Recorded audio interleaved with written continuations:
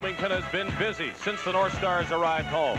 Assistant coach Murray Oliver putting the Stars through their paces, practicing for a game that will mean everything to this team.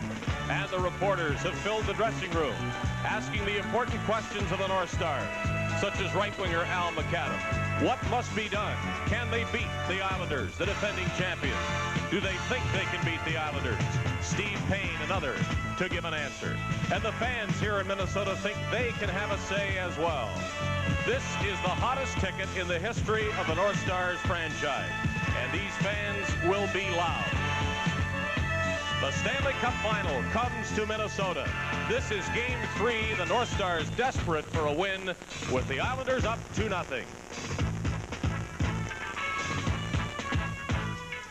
Good evening and welcome, everyone. I'm Dave Hodge. This game is being seen on Hockey Night in Canada on the USA Network, and for the first time ever, Hockey Night in Canada broadcasts live to Mexico. So this is a true North American audience for Game 3 of the Stanley Cup Final. As we have said, the North Stars must win. Not even the staunchest supporters of the Stars say there's a chance for the Stanley Cup if Minnesota does not win tonight. Coming home, what'll it mean? We asked Mickey Redmond this afternoon at the Minnesota bench what he thought. As you can see, it's pretty quiet here the afternoon of a playoff game at the Met Center. But in a few moments here at the Minnesota bench, the center of attention will be on the Minnesota players and Glenn Sonmor. So far this year, Sonmor's played down the fact that home ice advantage has been important. But dropping 2 games on Long Island, it's very, very important for the North Stars to win here at home. So, Dave, in a few moments, we'll see if they can take advantage of their own backyard and the 16,000 screaming fans behind them. Okay, Mickey, we know what the North Stars have. They have home ice. They need more, I think. What else? Well, certainly they have to score some goals on the power play, Dave. They've played tight as a fiddle string since the Islanders scored 2 goals against them in Game 1, while the Islanders themselves were shorthanded. That's half the job. The other half is, hey, they've got to stop that tremendous Islander power play. That's a pretty tall order. I think it might be fair to say the North Stars have to bring up the level of their play in almost every area, and that may be a tough assignment.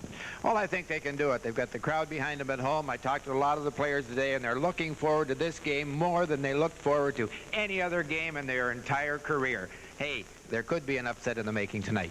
Okay, the Islanders are still on top 2-0, but Minnesota says nothing happens until we lose at home. And if we can win 2 here, we go back to the island all even. That's what the North Stars are hoping. Stay tuned.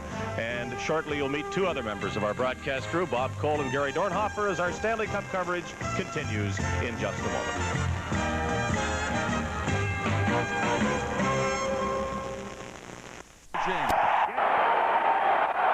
Good evening, everyone. I'm Bob Cole, and with me is Gary Dornhofer, a member of 2 Stanley Cup winning teams with the Philadelphia Flyers, 1974 and 75. This place is going wild, Gary.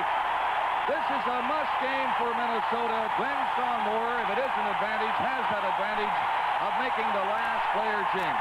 Yes, he does have that advantage, Bob, but I think what's more important is that he's going to use 4 lines. He has inserted into the lineup Mike Folix, playing his first game in this year's playoffs, and also Younghans, who is a specialty at penalty killing role. And they got to find a way to stop that power play. Well, they're going to have to work on that, but it's important that the speed and the aggressive forechecking, they do a number on the Islanders in that respect. 15,784 going wild here at the Met Center in Bloomington, Minnesota.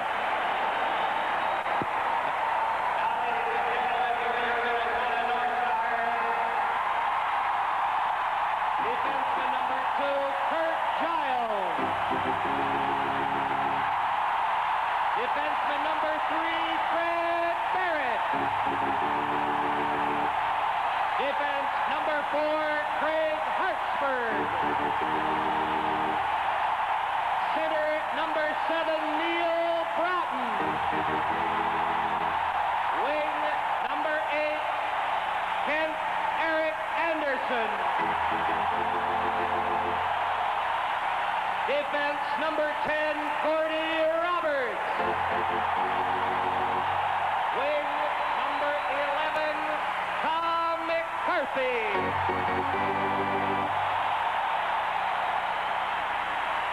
Wing number 14, Brad Palmer.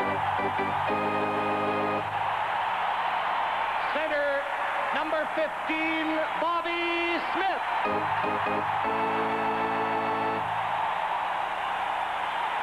Center, number 16, Mike Polage. Center, number 17, Tim Young. Wing, number 20, Dino Cicerelli.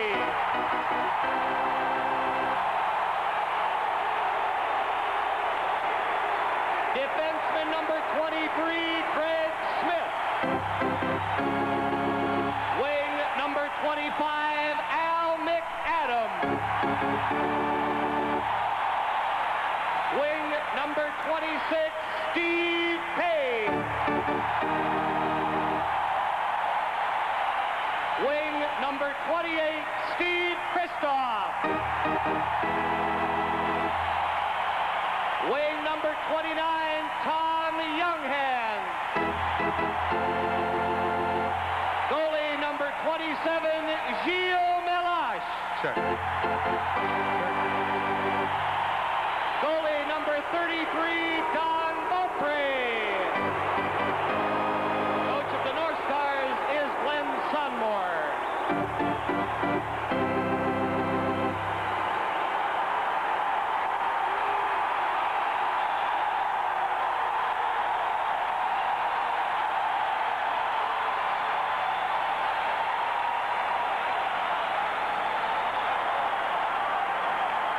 Your officials for this game, the line.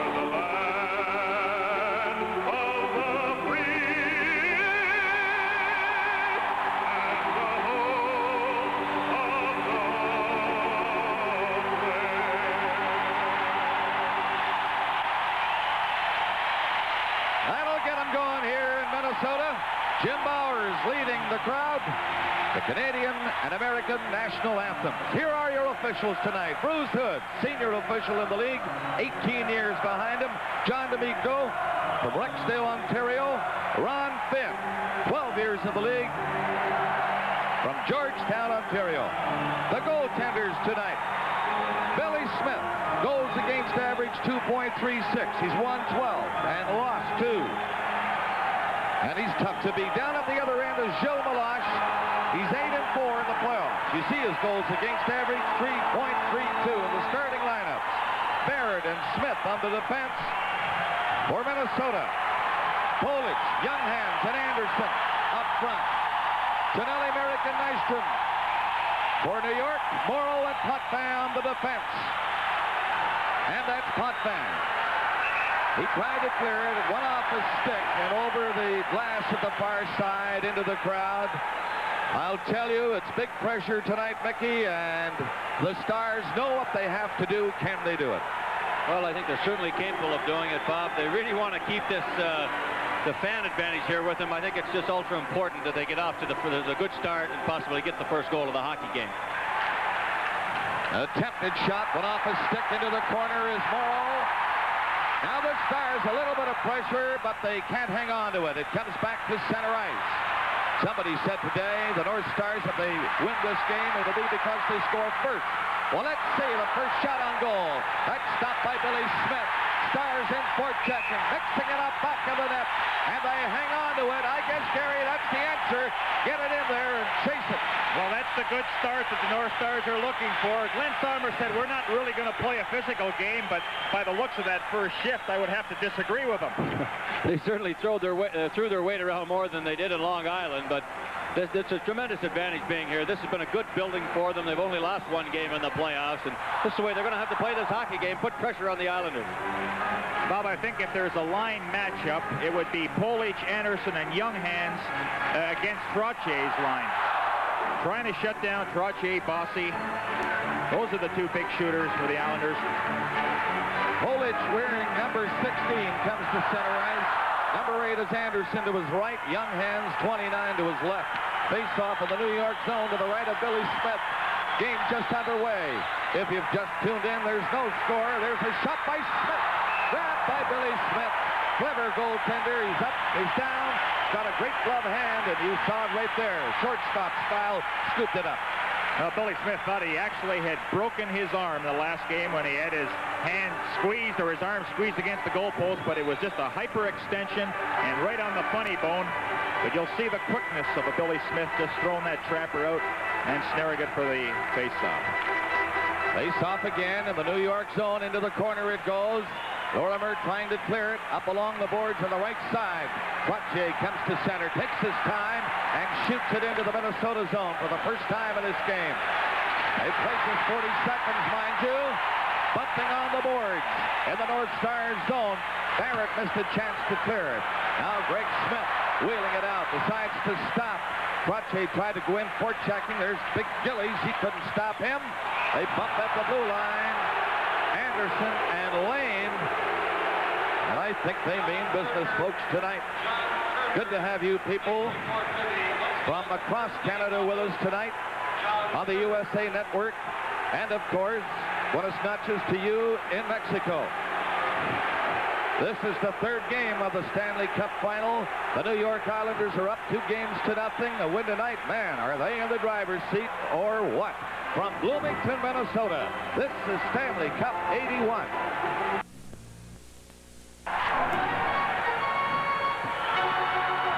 Merrick, Tonelli, and Nystrom. For New York, that's Potvin. He'll dance back to his own line. Tried to throw a pass, missed a chance. Tim Young gets a break. Took the shot from a difficult angle. It went back to the net. It's cleared back to the blue line. Another drive went off the leg as Hartsburg let it go. Payne tried to center it. In on the boards. They fight for it. Minnesota looking good in the early going of this game. Potvin looking a bit disturbed. Couldn't clear it. Minnesota putting the pressure on. In front is Payne. He scooped at it and missed it. Back for Tonelli for New York. He's stopped up the line by Giles. Nystrom watching him. And Nystrom losing it at the far side. And now McAdam comes this way. Lost the line. He didn't get the pass as Young carried it in. Again, Hartsburg for Minnesota. Coming up to the 2-minute mark of this first period. There's no score. They're passing the puck well now, this team. That's Smith breaking in back of the net. Bumped along the boards back there. And New York moving it down on the right side. That's Nystrom stopping. Nystrom dropped it back in his own zone to Merrick. Merrick coming out, penalty coming up. And it'll be against New York. Nystrom getting an interference call. Tonight's Stanley Cup playoff game is coming to you from Bloomington, Minnesota. Bob Nystrom, interference here at 2:10 of the first period. Well, Bob, you remember in Game 2, 8 power play chances for the North Stars. They were only able to capitalize on one opportunity, and this is an area that they really have to improve on. And a couple of 5-on-3 situations, too, in Game 2, Gary, that they didn't capitalize on, but Sonmore felt super important that they can capitalize on the Islander penalties. Well, let's see how Minnesota fares with a man advantage. That's Cicerelli, number 20, lost it in front of the net. That's Goring, always dangerous.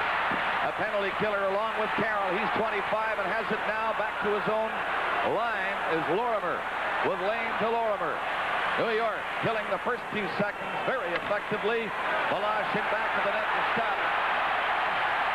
He hasn't had to make a stop yet. A shots on goal by New York. Minnesota, the man advantage. They get up across the line. That's Brock trying to clear it from the boards. It's stopped by Carroll. He boots it out to center ice, and Tim Young takes over for Minnesota. A minute, 10 seconds left of the penalty. No score in this first period. Here's Bobby Smith. He's great at home, they say, and look at him go. He's up over the line. Smith played it in. Gets it passed into him. Gets it back. Stopped by Billy Smith. A good save, but a good effort by Minnesota. They're in again. Kristoff. In back of the net is Kristoff. Back to the blue line. Hartsburg to Kristoff. Look out. Score!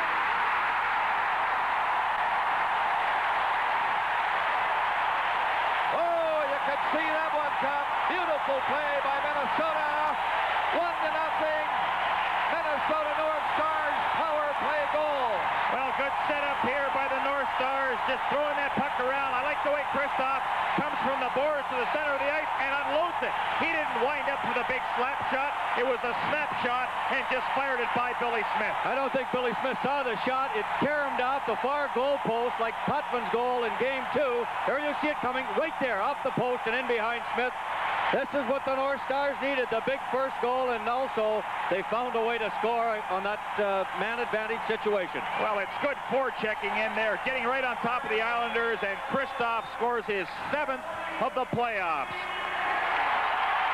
3:25, the time of the goal. 1-0 Minnesota.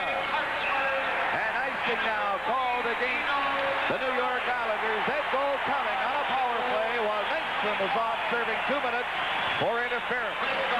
Well, Glenn Sonmor has felt that if the Islanders continue to take penalties like they did in Game 2, they will improve. One reason is Tim Young back on the blue line. He felt the guy has the smarts to set up the plays, but more important, he can get the puck out of his own zone. Well, there's no question with that experience out there. As you mentioned to Bob and I this morning, Gary, that he really felt Young would make the big difference back there because, especially on those 5-on-3s that they had the other night, if they got a chance like that again, he would not be shooting the puck from 50, 60 feet out, but taking a look, looking for that open man and letting a guy move into the 20, 30-foot area to get a good scoring chance. Talking to the officials this morning, that's John D'Amico officiating at this face-off. They're very alert in there, those big circles. They will take no nonsense in this series. They'll throw the players out if they don't line up properly. Wait for the draw. You see how important these face-offs are. Billy Smith had to watch it carefully. McEwen's pass in on the wing. Islanders can't move it in. On the first attempt, Bourne was bumped by Smith. Now McEwen again. Lobbed it up to center ice. That's Goring losing it. I'll tell you, Minnesota checking very well. Called now on the offside, and I think maybe we're getting another penalty. This time, Minnesota. And it's Young hands. This is Hockey Night in Canada from Bloomington, Minnesota.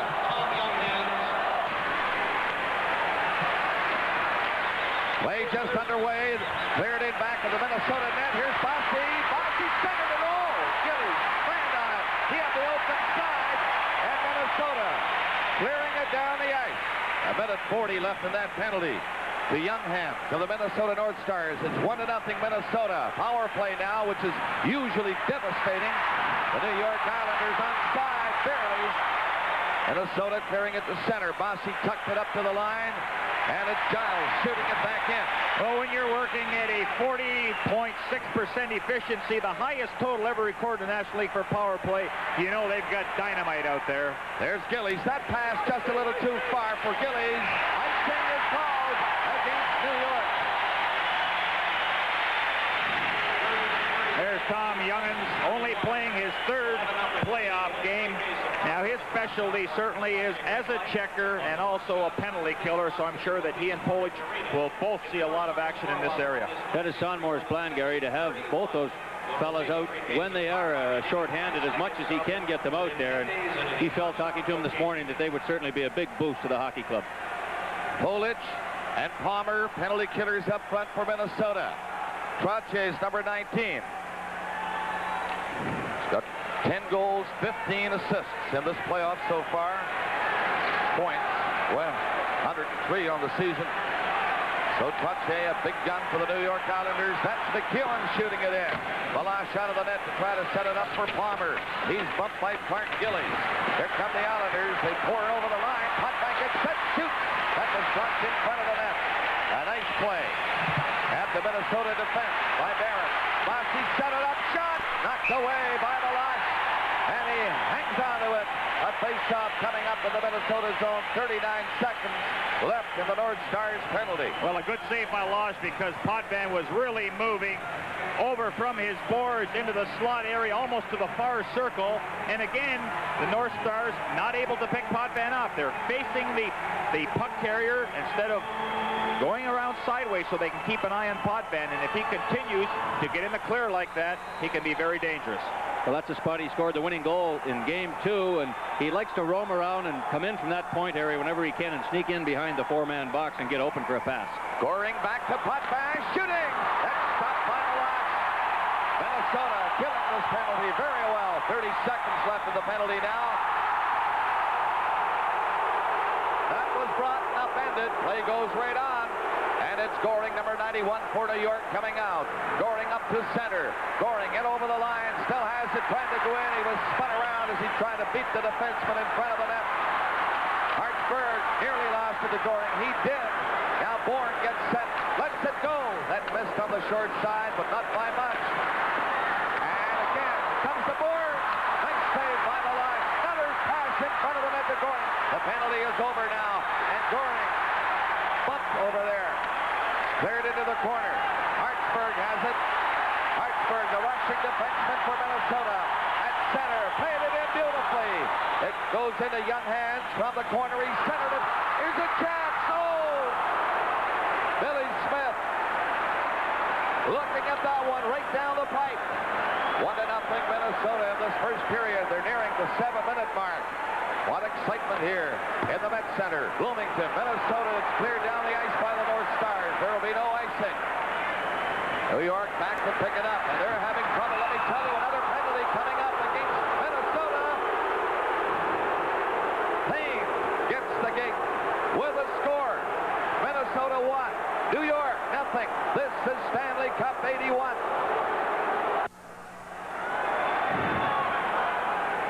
There is Steve Payne holding at 6:37. Well, that's an area that you don't want to take a penalty in the offensive zone. You see Payne making contact and hauling Lorimer down. Not the way that Islander power play works. They had about 3 or 4 good chances in the last opportunity.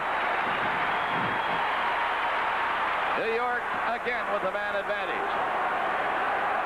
That's Lane back with the net. The Islanders are back lining up now. They nearly lost it right in front. Again, Merrick comes back. Islanders look completely disorganized against Minnesota. And they're up for this one. The North Stars, you can tell, they're leading 1-0. Melange back to the net himself, trying to help out. Barrett in there holding it with a skate. Little pushing and shoving. Nystrom is in there for New York. Stanley, they were doing some pushing and shoving. Linesman, referee, they're in there quickly. The only scoring play so far in a power play, Steve Kristoff from Hartsburg and Cicerelli at 3:25. It's 1-0 Minnesota. Well, Young Hands right in the middle of it, Gary. You talked about the advantage with Young Hands coming into the lineup and Polish.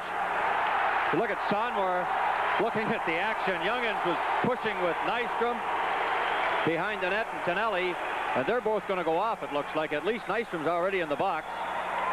It looks like Nystrom is the only guy going in the penalty box, and that's usually what happens. You saw the collision behind with Melange, and then watch.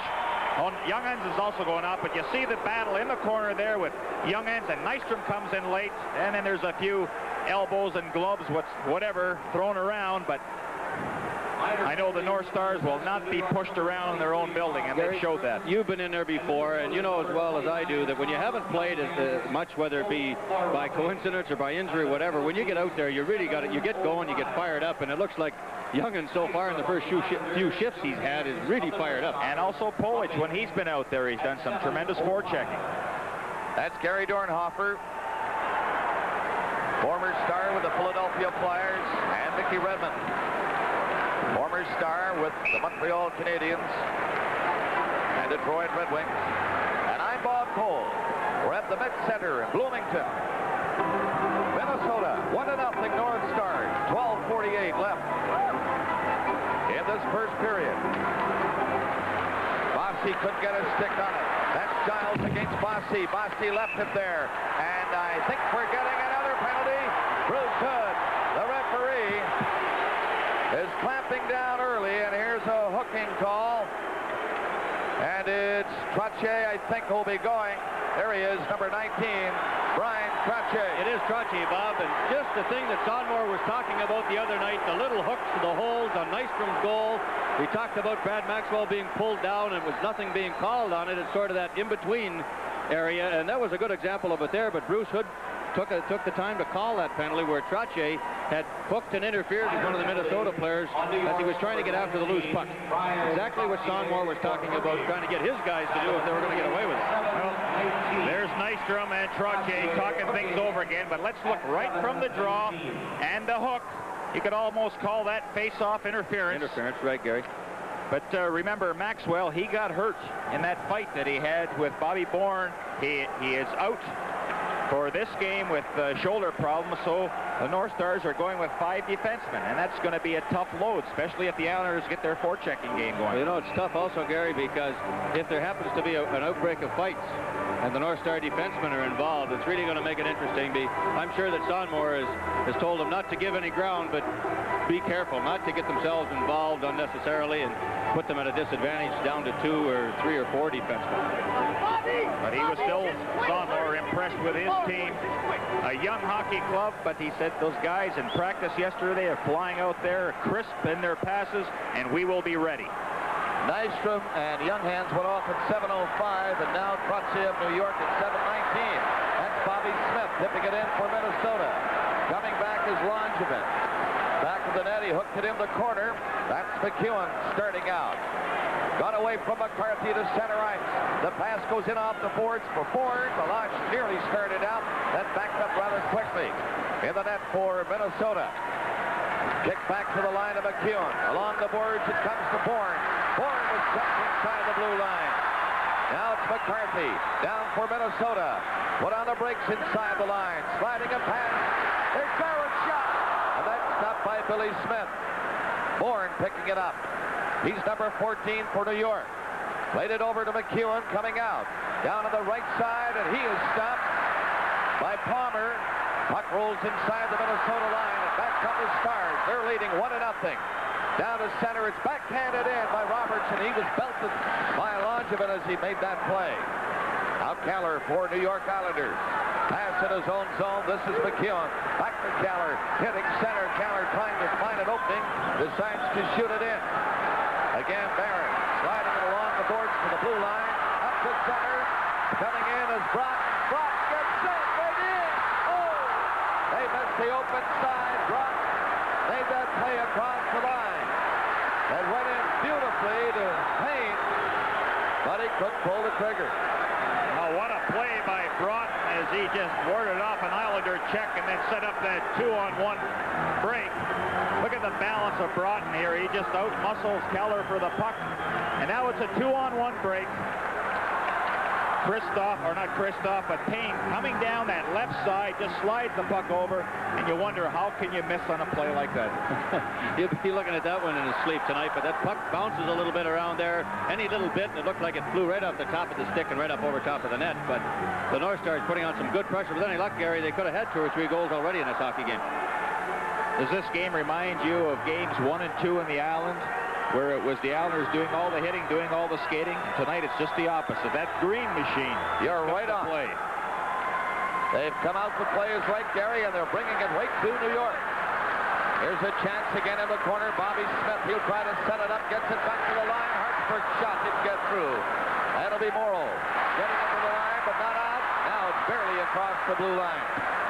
Bobby Smith bumped near the line as he played it in back of the net. That was Putman who threw the check. And the Islanders clearing it down the ice. That's Valash stopping it, Goring in, looking for it, but he didn't get it. Now Young, he had it poked away by Carroll. Goring waits for the pass over in front of the net. It doesn't arrive. It's in back of the goal. Once again, Tim Young left it, lost it. Carroll for New York. Carroll was bumped. Staying with it, though. Now he falls. Lost a pass to the other side. Payne trying to move it out to Minnesota. He's not flying. Hartsburg is bumped by Trottier of New York. They'll likely get a whistle now as they pile in all the boards over there to the left of Gilles Malache. It's 1-0. Minnesota, with 10:15 remaining in this first period. Well, who would expect a guy like Trottier to get things going from the Islanders? You'd figure a Nystrom or a Gillies, big tough guys that throw out the weight. But here it is, number 19, Brian Trottier, 2 good hits. Well, he's a 195-pounder, Gary. He's not a little guy in weight. He's not very tall at 5'9", but boy, he knows how to throw his weight around too. You rarely see Trottier on his rear end in a hockey game. He just seems to have the right balance, and he knows what he's doing when he goes in the corner. There's a look at what you might call a diehard Minnesota fan. New York getting a shot from the broad, blocked at the defense. Bossy chasing it in the corner. Bossy has it now. Played it into Gillies to Trottier, and he was here's Gillies. He couldn't get a backhander away. Now Palmer trying to move it out. Gillies staying with it. Forechecking for New York, and he has it. That's Gillies backhanding it in front of the net, and Broughton is there for Minnesota. They get it up to center. Kristoff can't hang on to it, though. Lane's pass to Clark Gillies. Turning around with Bossy. Up over the line is Trottier, and he is offside. No question, Gary. He's got Big Gillies out on that line with Trottier and Bossy, and that, of course, is for hitting in the offensive zone. Well, that's the one change that Coach Al Arbor has made, taking Keller off of that line and put Big Clark Gillies with Bossy and Trottier. And, of course, they played together for a number of years as a unit. 9:41 remaining in the first period. 1-0. Minnesota. The goal by Kristoff. While Nystrom was off, Hartsburg and Cicerelli got assists. It came at 3:25. Now then, Langevin at his own blue line. Forced back is McEwen. That's Young hands in watching him at the line. Smith's shot is blocked at the defense. New Yorkers break out 3 abreast, led by Sutter up the line. On for his first turn. That didn't work too well, and Barrett pushed it back to the New York blue line. Now Bourne got away from one check, then lost it. It comes to center. Here's Anderson trying to get away. Cannot. The penalty coming up. Minnesota carrying on. Greg Smith going in, dropped it back in front. That's Polic spinning around into the corner for Anderson. The Minnesota net is empty. It comes back through the defense. Down the ice it goes. And the whistle will not go on that delayed penalty until New York gains possession. This might be it. Carroll goes over. He missed it. Minnesota has 6 attackers on now. Up to center is Anderson. Beautiful move. That's Anderson. He's stopped. The whistle will go now as it's picked up by Billy Carroll. And a penalty coming up against New York. Hockey Night in Canada will continue in a moment. Langevin has gone for boarding. Well, you'll watch right against the boards where Langevin will come in. That's not the play that just take him right into the boards. That second hit there against Anderson. So this will be the second power play opportunity by the North Stars. They capitalized on their first one. That's when Nystrom was off, and Kristoff got the goal, the only goal of the game so far. From Hartsburg and Cicerelli, and now they have another man advantage with 8:34 left in this opening period. 1-0 Minnesota. Another power play. And again, they're out of position on that face-off attempt, and it's stopped. Bob, you notice that the Islanders always have 2 centermen out there. In case the first guy gets thrown out, then the second man can always go in there and try and take the draw. Trottier got thrown out. All of a sudden, Goring goes in there to take the face-off. Big Gary into the right. The Billy Smith, they'll drop it in, hopefully. McAdam comes in now. 25 for Minnesota against Goring. 91 for New York. And McAdam got the draw. Can he make a play though? Caught there, fell out. And it's cleared to the line of Trottier. He took a long shot. Valash covered up on that easily. Young going back.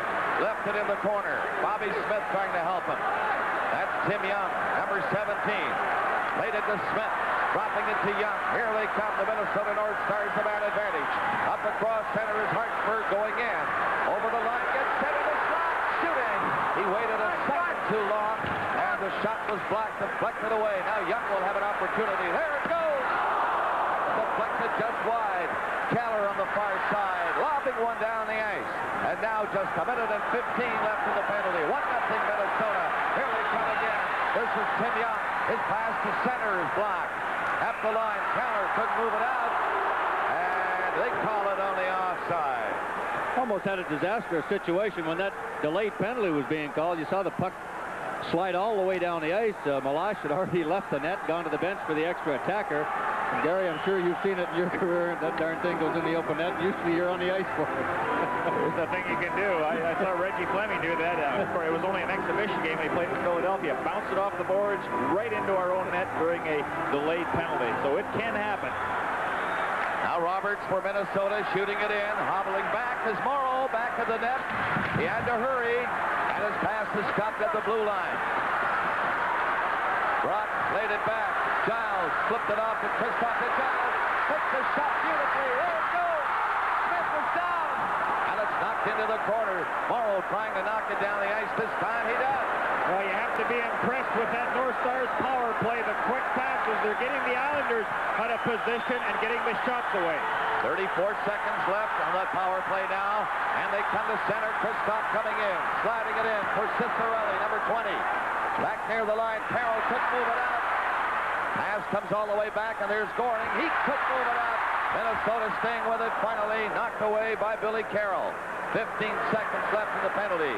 The Stars hustle back onside. That's Barrett shooting it in.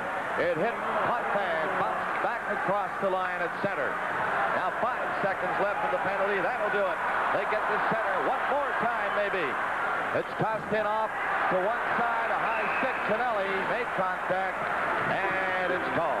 Live from Bloomington, Minnesota, the Stanley Cup playoffs.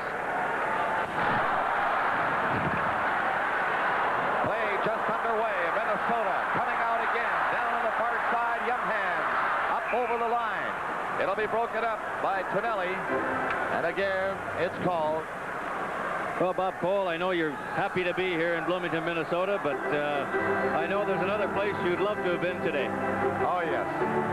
A very important day for my eldest daughter, Christian, who was confirmed today back in Thompson, Newfoundland. Yes, I would like to be there. I'd like to be here, too, mind you. Most daddies have trouble like that. Important occasions, they have to travel. But don't worry. Daddies always think of their little girls. Very well said. Pass up across center. Minnesota coming back. McCann brought it in. Puts in front of the net. What a second effort by Steve Payne. Was able to corral that pass from his skates onto a stick past Billy Smith. Well, Gary, it looked like he lost sight of the puck when he took the pass, the back pass. It came over. He got it on his stick. He was being checked. You'll see right here, it popped up in the air, and he sort of looks for it. Got it Just back took a again. swipe at it. You know, Nystrom was all over him, doing a pretty good checking job. And There's the back pass right there. Over to Payne. You see the puck go up in the air. He kind of takes a swipe at it, and bango, it's there. 2-0, Minnesota.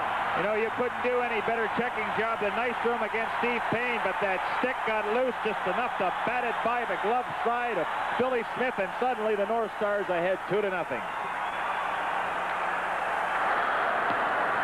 It's 2-0 Minnesota. We'll get the scoring play for you in just a moment. Puck goes flying over the glass into the crowd down there. Number 26, Steve Payne. Steve Payne got the goal. There he is. And number 25, Al McAdam.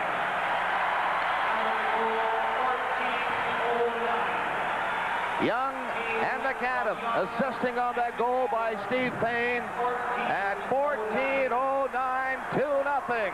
Well, that's goal number 15 for Payne. That ties him with Mike Bossy for the lead in the playoffs. 15 goals. By golly, that's a lot of goals. But a good play there by Steve Payne to get a hold of that after he was really closely checked. What is it, fellas, about this home ice? I've never seen it turn around so quickly, at least in the first period of the game. Well, you get that momentum, Bob. You're in front of your home fans there, as you can see here easily. This outfit here is fired up tonight, and I mean, if you don't get a lift from that, you never will. And these North Stars, you can see they've got an awful lot of momentum, much more than they had on the island. And of course, the Islanders maybe sitting back a little bit too, hoping that they don't get carried away with this Minnesota crowd. I can't believe, Mickey and Gary, this Minnesota team is the same one we watched back in Long Island. But in fact, they are, but playing that much better. It's 2-0 as Bossy tries to do something about it. Scores! Wow! Bossy just inside the blue line. Let her go. I'm not sure if Malash figured he'd shoot from there, and he appeared not to be quite ready. Well, it doesn't take the Islanders very long to come back, and that's always been their success the last couple of years. They don't panic. They take advantage of the break, and there he lets the shot go. I think Malash probably just fanned on that one because it looked like he was out, but let's have a look at it from another angle. Certainly did. Watch the trapper. He goes to get it right there, and he just missed it. It caught the bottom of the trapper and fell down into the far side. Unfortunate goal for Joe Malash to give up. 22, Mike So it didn't take long for Bossy to again regain the scoring lead with his 16th marker of the playoffs. That's his 30th point. Wow, what a playoff. They're in again, these New York Islanders. I'll tell you, the Stars opening up a 2-0 lead. Now find the Islanders right back into it with that goal by Bossy. They have to be careful. Well, last year, Brian Trottier set a scoring mark of 29 points, and Mike Bossy has just broken that with his 30th. This Stanley Cup playoff game is coming to you from Bloomington, Minnesota. And just as we come back, play just underway, and Nystrom receives 2 minutes for interference. There he is. That's his second penalty of the game, and it'll give the North Stars a power play.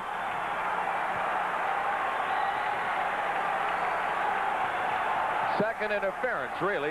May I be corrected? That's Nystrom's third penalty of the period. 2 interference, 1 roughing. I know that's what you meant, Gary. Interference call, and the first time he went off, a goal scored by Christoph. 15:20, the time of the penalty to Nystrom. It's 2-1 Minnesota. They love another one now. The Islanders are getting a good workout in this shorthanded situation with Goring and Carroll. They're going to be awfully tired after this first period. There's Bobby Smith with a face-off controlled. Young played it over to Hartsburg. Shooting it in back of the net for McAdam in the corner. Trying to get away from Carroll. He cannot. Carroll scooped it to center ice. Goring trying to steal it. No luck. Minnesota on a power play. Payne's pass to center to Hartsburg. He'll shoot it in. And that's pot fan number 5 for New York. Stopped by Payne. Payne keeping it in. Through the right in front. Oh! What a chance for McAdam. And he fanned on it. And the Islanders shoot it down the ice. 2-1 is the score. Minnesota is leading. 4 minutes left in the opening period. 1:20 left in the penalty to Nystrom. On this power play, the Minnesota North Stars. A pass through the middle. Didn't work. They had to hustle back on side. Hartsburg turning around. That was dangerous for a second. But now it's played into McAdam. McAdam centering it. That's Payne. Over too far. Couldn't shoot it. Back of the net, McAdam. McAdam hangs onto it in the corner. He's bumped. And now Payne going in to help. He fell, got back up, back to the blue line. Hartsburg shooting. Score! Hartsburg took the shot, and it was tipped in front of the net, and it's now 3-1. Now, Sonmore is starting to sound like a genius. That if we can get that power play going, and we're going to get it going, we can give this Islander Hockey Club trouble. But look at the job that Bobby Smith does in front of the net with Potvin all on top of him. Smith, no chance. Can't even see the puck. It shows you the importance of the strength in front of the net. You keep your eye on Smith. Well, look at Potvin's got him all tied up. But Smith, the size he is, and the strength, kept the stick on the ice and redirected that shot from the point. Billy Smith, no chance on the play at all. Mickey, again, a key, though, is that the North Stars are getting their shots away from the point. They have the time, and they're getting them through low, so it can be deflected. Now Palmer's shooting one in. Give me that scoring play in a second. It's 3-1. Minnesota. Another power play goal here in the first period. Lane trying to move it out. Now the long pass going astray down the ice. Right on the net. Balash stopped it. Bobby Smith got the goal. Hartsburg and Payne assisting at 16:30. 3-1. Minnesota. Now Giles beating a pass. Stopped by Bossy. Bossy looking for Trottier. Couldn't hit him. Minnesota, 2 of them break out of the zone. Palmer faked the shot. Tried to carry in. Bossy got back. Couldn't clear it, though. It's kept in by Roberts. He stops in the corner. Trying to play it back. Broken up. Cleared by Lorimer. Hitting the line to center. Lorimer shooting it in. That's Balash stepping back in the net. There it comes back to the goal. Left it for Roberts, who'll carry. Out to center goes Polic. He was stopped. Now again, the New York Islanders trying to move it in. That's Tonelli with Merrick. They get it across the line, but Sutter was held there offside. Let's take a moment now for this action, and here's Dave Hodge. Thank you, Dave. We look forward to our first intermission. 2:10 left in this first period. It's 3-1 Minnesota. McEwen tipped it up to center ice. Again, McEwen went after it, couldn't clear it. Younghans going in. A weak backhander. After that rebound is Polic to Younghans. Knocking it across through the crease. Smith had to be very careful. Now Chinelli in the center ice area. A pass at his own line. McEwen stepping up with it. McEwen got away from a check. Malash let it slide to the corner. In back of the net, they center it. Merrick couldn't stop it. Launching it up the blue line. A weak backhander. Scramble for it in front. And Malash covering up in time. That was close. But the goaltender went down and grabbed it. And right away, they pile in and mix it up a bit, shoving and pushing. A minute and a half left in the period. Well, we're going to see a lot more hockey out of Polic and Younghans. Every time, Gary, they've been on the ice. Tom Younghans, just moments ago, another scoring opportunity. They've been around the puck the whole first period. Well, you talk about a shot in the arm. That's just exactly what those two guys have done for this hockey club, that shot in the arm. But here, a little scramble in front. Looks like Freddie almost put it in his own net. That's Freddie Barrett, number 3. Actually just trying to put it in front for Malash. Malash went to get it. He sort of hesitated a little bit. Thought Barrett was going to take it. Almost cost him. Things looking a little better for Glenn Sonmore. So what a character he is, Bob. We chatted with him this morning, and boy, he's a real personable guy. He loves to talk to everybody, talks hockey all the time, and he's excitable. Beautiful. Fired up, eh? Come on in. Sit down, fellas. It's only a Stanley Cup game. I got lots of time. Bourne shooting it in back to the net. That's Giles. Bourne couldn't stop him. Cicerelli gets it up to Bobby Smith at center. Bobby Smith tried to go in himself. Lane stopped it with a skate. A minute 15 left in the period. Now Lorimer tipped it down to center, but Minnesota regrouping, standing right along that red line. They just broke it up and cleared it into the New York zone. Bourne tipped the pass to Goring. Here he is to center. Goring catching up on the play. Here's Goring. Rebound! Oh, it rolled right through the crease. And barely missed the far post. It's cleared down the ice to relieve the pressure. It'll be icing with 48 seconds left in the period. Gary, that was close. That's the last thing that the North Stars need right now is a goal scored against them. But it all started in the Islanders zone when the defenseman had it, just banked it off the boards for his teammate, and they came out. Forechecking by Smith, and then a close call here. Watch that breakthrough by Bobby Bourne, and just slides it over. Malash getting a piece of it, and Goring, I don't know how he missed that. Goring, you know, there's one example of Goring's speed hurt him a little bit. He had to do it again. I think he put the brakes on and stopped at the corner of the net, but he went right on by, and as a result, missed that puck laying right in the crease. And Greg Smith was right there to clear it before any damage was done. I'm Bob Cole with Gary Dornhofer and Mickey Redmond here at the Met Center, Bloomington, Minnesota. Game 3 of the Stanley Cup Final. Islanders lead it 2-0, but not in this game.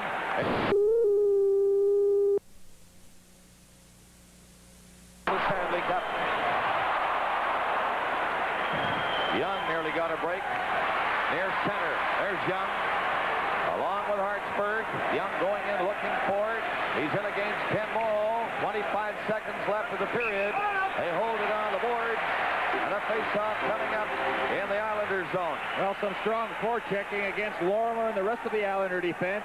I think Sonmore wanted to find out just how they could handle themselves if the pressure was put on. Well, tonight, the pressure has been put on. The Islanders have coughed up the puck. But in the other area, Mickey, I think that the North Stars are doing an excellent job of challenging at their own blue line. Their intensity level is up, way up from Long Island, the 2 games there. But as you mentioned, the Islanders will not be pushed around. They will not be shoved off this ice surface here tonight. This game's a long way from over. Merrick missed the pass. 18 seconds left. It's cleared in by Greg Smith. Billy Smith, the goaltender, for Putman. Out for Merrick, number 11. His pass down the right side, too far for Bossy.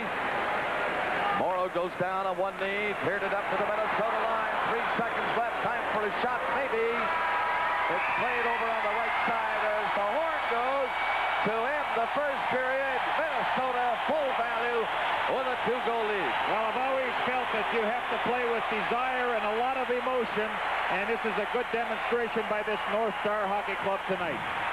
Well, this is what they needed to get that jump in that first period with this home crowd. It'll be interesting to see if Minnesota can hold on to it the rest of the hockey game. Okay, Gary and Mickey. And so the score at the end of the first period is Minnesota 3 and New York 1.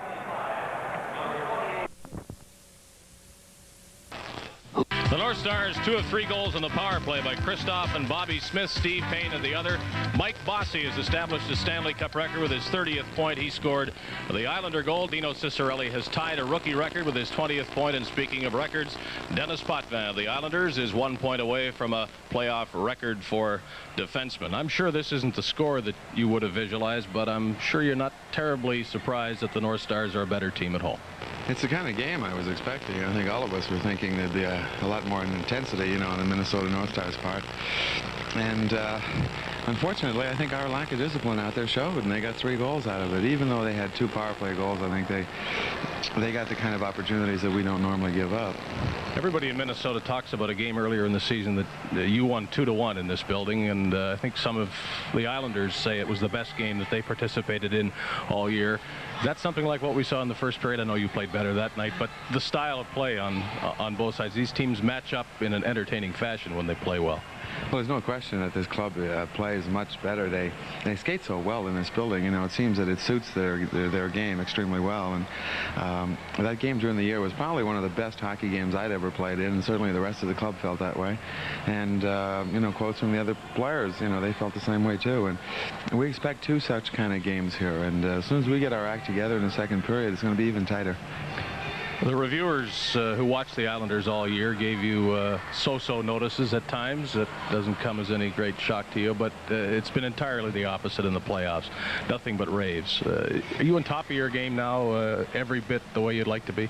I feel excellent, yes. I think that one of the major things in my game is preparation, and there's no question that during the season it's much harder to prepare for a game than it is during the playoffs. It just seems like you're faced with a challenge, you're faced with a situation that is sort of do or die, and you're really asked to show your talent, and your teammates depend on you a lot more. And the kind of season we had, you know, it wasn't hard for 4 or 5 players to have an off night and we still win 5-0, and the team was rolling along so well for most of the year. And I think I fell into that a little bit, and I started thinking a little too much about other things. And you know, obviously it's going to show on the ice a little bit. I felt satisfied with the year. I mean, the way we ended up was great, and I thought I got myself in the groove late in the season. Things started moving well, and I started skating well, and carried it on through the playoffs. And as I say, it's preparation and concentration, and when you lack that a little bit during the season in December, as players will, it's going to show. Well, it has shown the preparation and concentration that you have now in the playoffs, and it's been a pleasure to watch the Islanders and their captain, Dennis Potvin. Thanks for joining. Thank you. It's been a pleasure. Coming up next, we'll show you what happened on the ice this afternoon when our crew, almost all of them, I guess, got together with NHL linesman John D'Amico, and they prepared and they concentrated and they talked about faceoffs. Hockey Night in Canada continues in just a moment.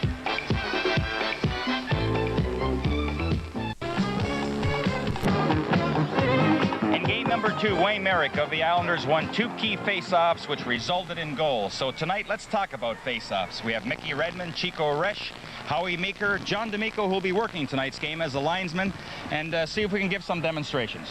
Well, I think you have one main objective on a face-off, to win the draw completely, get it to a teammate in a scoring position. If you can't do that, then win the draw or put the puck in a position where a teammate can go and get it, and your team then has possession of the puck. How about I play defense, you play offense? All right, let's give it a try. All right, John, what I've done is placed 1 defenseman behind me, 1 defenseman off the post, and my 2 forwards in here, 1 to take the man that's checking and the 1 to go and get Mickey. Okay. What about you, Gary? And John, again, I'm going to set up my men where I want them. I'm a right-hand shot, so what I'm trying to do is draw on my backhand to the slot man, which is Mickey Redmond, okay? All right, as a linesman, I have to expose the puck for the 2 players that are going to take the face-off and the goaltender involved, plus the other 4 players behind them. I have to expose it, and I have to make sure that the players are in proper position. If they're not in proper position, I'll give them 1 chance and 1 chance only. Ah, come on! I am totally in a legal position, and you let him cheat, I don't have a chance. I have to cheat as well in order to have a chance. That's probably my best face-off I had all year. All right, let's do it once more. If you want to cheat, but I'll have to correct you. John, how about Chico Resch? What is he looking on the faceoff? Well, there's two areas of concern for the goalie. One is the puck coming right off the faceoff, but that's not the real danger zone. You'll notice most goals scored right off the faceoff go back to the guy at the top of the slot, and he'll usually score on the long side, just like Denny Potvin did the other night in Donnie Beaupre. And the reason is the goalie's playing the faceoff and not the danger man, and so that's what you've got to try and do. Even though you look like you may be a little bit out of position, you got to play the guy at the top of the circle and forget a little bit about the puck coming off the faceoff. I would say, Howie, come on, straighten your legs out. That's good. Same way. I haven't won 1 and 2. Let's say eventually I counteracted the move that you made. How are you going to win the draw to your forehand? All right, sometimes you have to change. If you keep repeating the same thing, always drawing to your backhand, eventually the guy is going to get good at that. So the odd time I may change, but I'm still going to leave the man in the slot area there, but slide my body around. So this time I'm going to try and draw to my left point man. All right, let's do it again. Do it right. Bring your leg around, Howie. Your right leg around, you don't move. Bring your left leg around, you don't move. Bring your stick over here.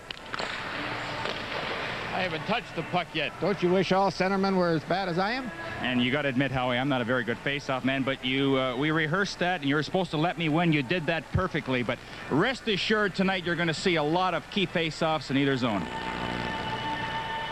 Well, Howie didn't do too well in the face-offs, but rest assured he wins every highlight. And that is next. Howie Meeker with first period highlights as we return with the Stanley Cup Finals in just a moment. The Metropolitan Sports Center, a serene sight from outside. Inside, wild and raucous as the North Stars have a 3-1 lead over the New York Islanders. And in that period, the home team did everything Howie Meeker said it had to do. Scored on the power play, killed penalties, bumped, skated, and I think the most important thing, scored the first goal. I think they had to get the jump, to get the fans behind them, to get themselves in a confident mood, and Christoph gave them that goal. Well, it was a great goal. You kind of expected the North Stars to come out and do exactly what they did do if they had a manpower advantage. But holy jumping Jehoshaphat, you just can't dream the Islanders would take such foolish penalties.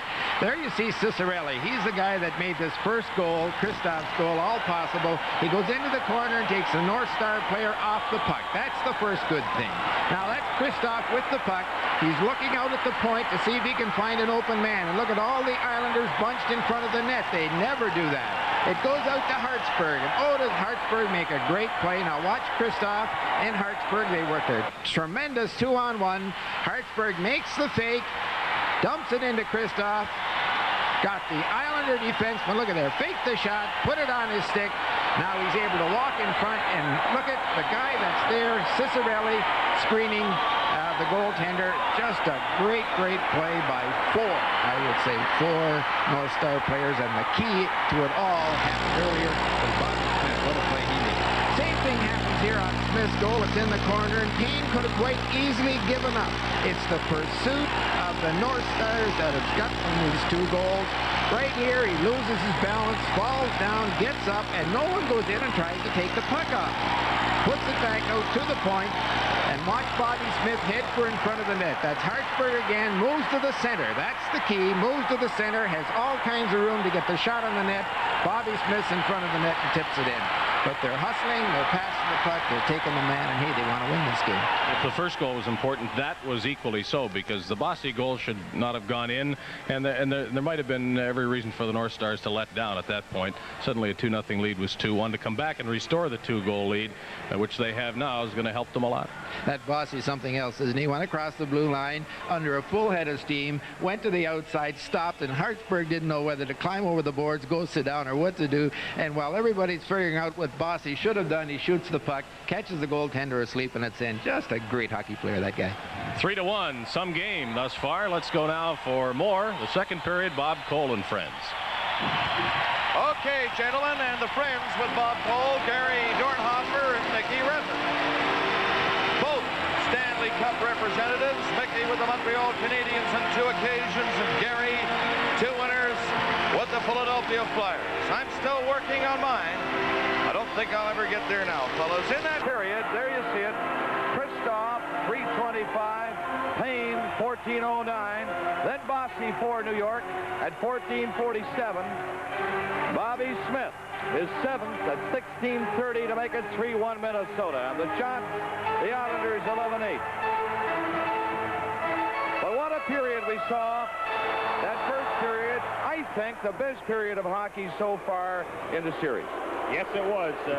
North Stars are doing what they do best. They're skating, they're forechecking. They're not being held up with that blue line like they were in New York in games 1 and 2. They're able to penetrate, really put the pressure on the Islanders, and it showed with their persistent checking, the turnovers, which resulted in goals. Now, it's interesting, Dennis Potvin between periods said, well, when we get our act together here in the second period, we'll get it going. But, you know, we saw in Long Island the North Stars come on and play better in game 2.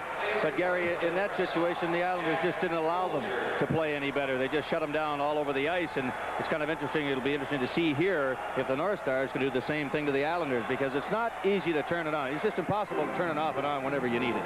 Well, it's very important for the North Stars that they don't sit back and try to just say, hey, we've got them 3-1. It's going our way. They try and work even a little harder in this next period. Don't give the Islanders a chance to get their act together. I mentioned the fact, gentlemen, that I would never make it to a Stanley Cup hockey team, a winner, but there's a reminder about our next game, Game 4. Islanders here again, of course, 8:30 p.m. Eastern start time. But, you know, tomorrow, Gary and Mickey, executive producer Ralph Mellenby, myself, against Bruce Hood and his partner, Fred Walker, who works with CBC Radio covering this series, we have a very important tennis match. If we can win that tomorrow, it'll be just as good as a Stanley Cup win for me, I'll tell you. Well, I had my treat yesterday when I beat there he is, General Manager Lou Nanny on the golf course on his home track. Now, he doesn't look too tough to beat, does he? Bruce Hood? Really, Mickey? Well, you know, you talk about not having been in the Stanley Cup or won a Stanley Cup, Bob, but I understand that you've still got 4 years of eligibility left, so maybe there's still a chance yet. Attaboy, guys.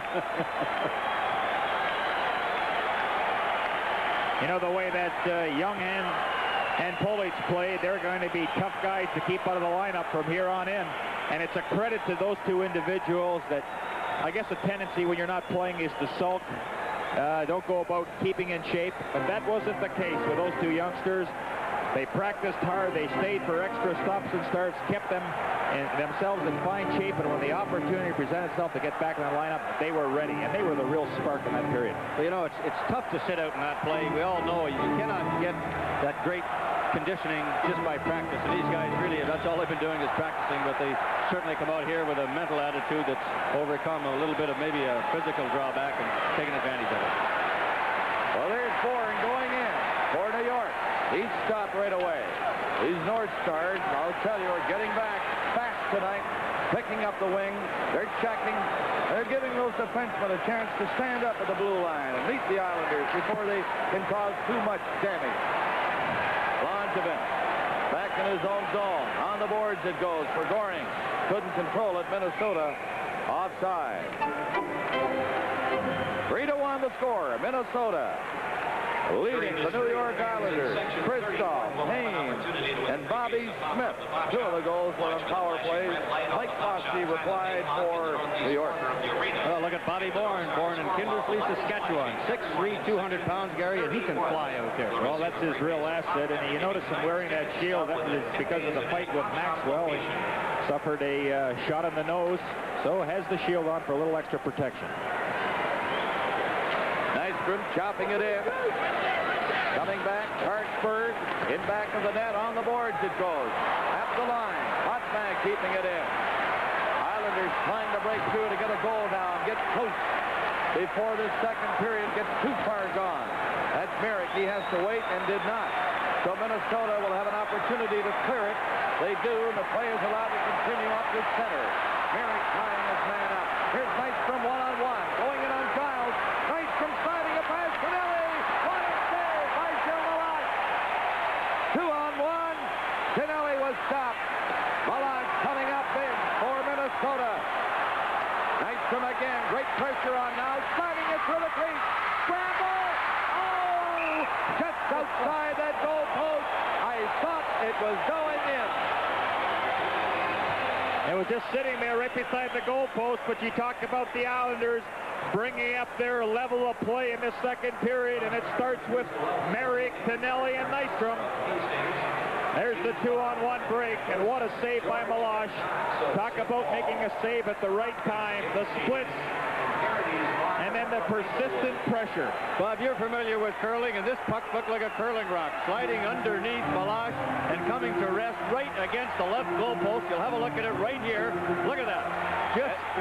That was an in turn, and out turn, and they had a goal. At the line, Lorimer couldn't keep it in. But I'll tell you, the New York Islanders are turning it on. Here at the beginning of the second period. Langevin played it back. That's Lane coming down. Shooting it in.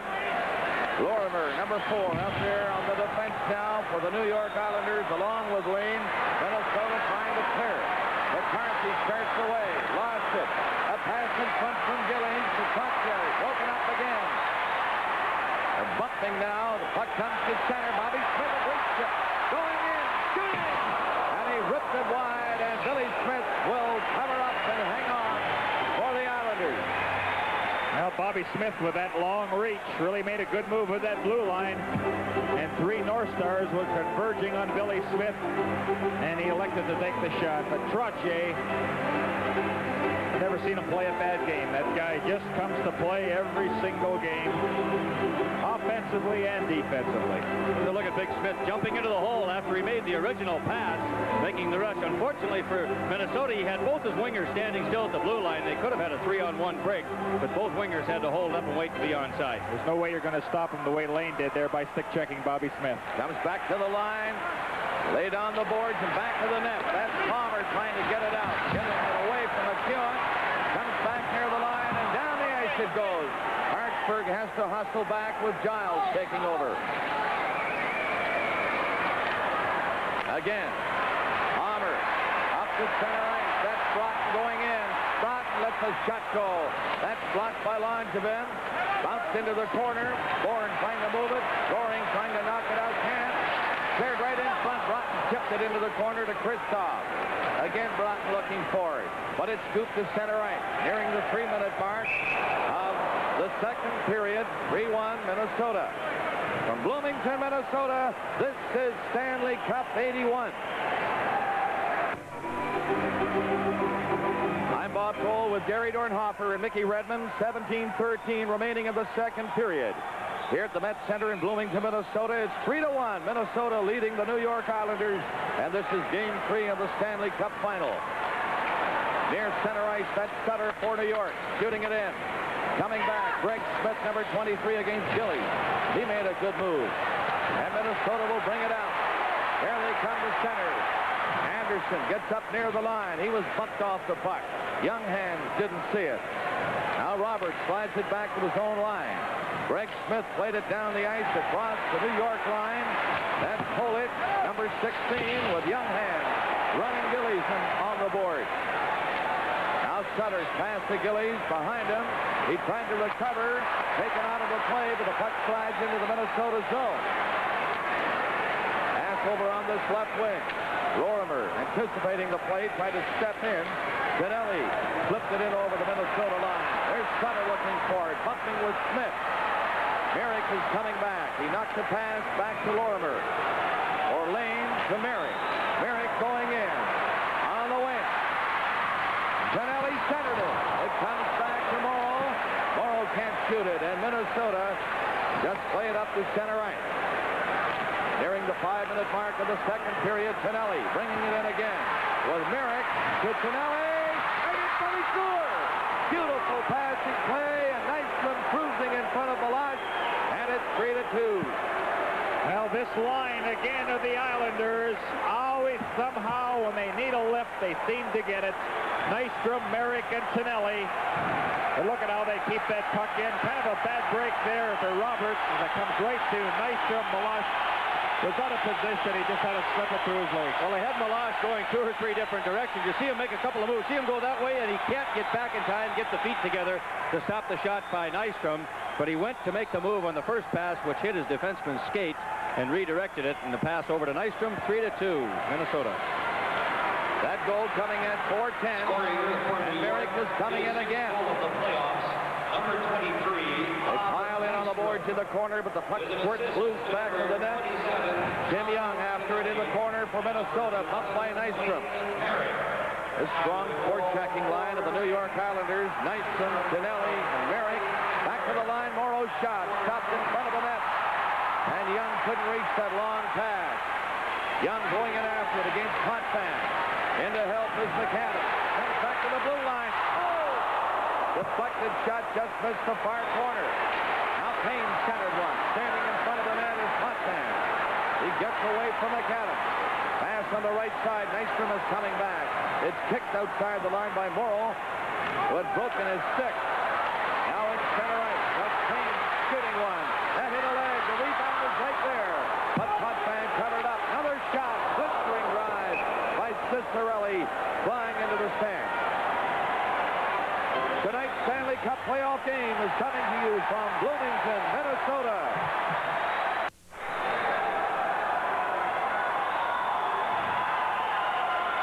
Bob Cole, Mickey Redmond, Gary Dornhofer. It's 3-2 Minnesota. Here in the second period, Smith tried a long shot. It's offside at the line. The goal scorers, Kristoff, Payne, and Bobby Smith for Minnesota, Bossy, and Nystrom here in the second period for the New York Islanders. Faceoff coming up outside the New York blue line. Now Bossy played it back. McEwen for New York. His pass up the line, cleared down by Lons, and then coming in on the wing, that's Gillies and Bossy, and it's knocked him back into the net. McCarthy watching Bossy back there. Now a penalty coming up against Minnesota. Trottier was upended, and Minnesota North Stars drawing a penalty here. This is Hockey Night in Canada from Bloomington, Minnesota.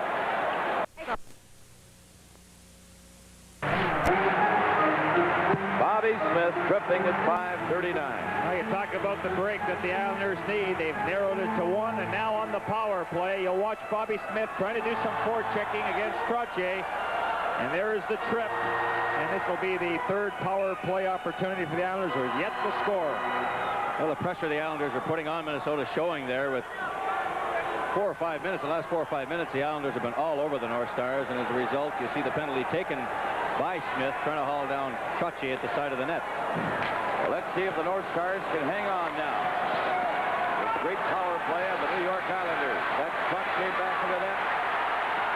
Scoring percentage on the power play over 40%, remember. Into the corner. It comes back to Potvin. And we're getting more penalties, I believe. In front of the net, Big Gillies and Greg Smith are pushing and shoving. And I think they're both going, Gary. Might not be a bad idea to get rid of Gillies from that power play, because he's going to give Melange all kinds of trouble. Well, you knew Gillies, as soon as this power play started, was going to park himself in front of Joe Melange. And him and Smith were going at it tooth and nail, and Hood almost called it moments before, Gary, but he just didn't see enough. This is what he almost called, and then they got into it a little heavier, and he finally made the call. But Gillies out of there does make it a little bit easier for Minnesota. They don't have to deal with that big fella. Two pretty big men going at it, trying to gain position. Smith doing a real good job keeping Gillies from getting in front of Melange. All right, then. Those penalties, of course, coming at 5:56 of this period. On the Islanders side. Up the center for Polish. He just played it in wide of the net. New York back to pick it up. And here they come. Down to center. This is Bourne slapping one in. Off the boards, it comes out on the other side to Trottier. Bourne goes in to help him. And again, they get a whistle as they pile in on the boards. 4 players, maybe 5, and a little pushing again. Well, there you have a look at number 16, Mike Polish. His last game was in March against the Vancouver Canucks, and he scored a shorthanded goal that night, as did Youngins. So this is his first action of this year's playoffs. And he was a member of the Stanley Cup team that won in '77. Polish plays a lot of hockey against the big centers in the National Hockey League, the offensive centers, and good opportunity here. Polish and Tom Youngins now going off the ice, but we had an idea to see them out there. The effective play that Glenn Sonmor was hoping he'd get from those two. Puck is knocked down the ice by Minnesota. Gillies and Smith, those penalties canceling out, of course. The Islanders had that one-man advantage, remember, on the Bobby Smith penalty. Down to center ice, Bossy trying to drop it back. He does to McEwen. Into the corner it goes to Trottier to Bossy. Didn't work. Trottier fell. Minnesota will shoot it down the ice again. Boy, what a game Craig Hartsburg is playing back on defense, number 4 for Minnesota. Been all over the ice, Gary. How often have you seen him, 2 Islanders in the corner and Hartsburg, and he'll come up with that puck? 40 seconds left in Bobby Smith's penalty. We're at the 13-minute mark of the second period, and that's Bourne digging in. It back to the net. He's bumped on the board. Bossy got it back to the blue line. Goring gets set. Didn't shoot it. Gave it to Potvin. Potvin sizing up Goring. There's the shot. Scores! Potvin watched Goring go in the slot. He moved in a step or two, and it was deflected in front of the net, and it's a brand-new ball game. Well, we'll have to wait and see who got the deflection. Taking Gillies' place as he was in the penalty box was Bob Bourne. There you see him, right in front of the net, screening Joe Meloche. He didn't see the puck at all. There you see it. It may have been Bourne that did tip it past Joe Meloche. He had no idea where that shot was coming from. You see an angle from behind Joe Meloche, exactly what he would see on this play.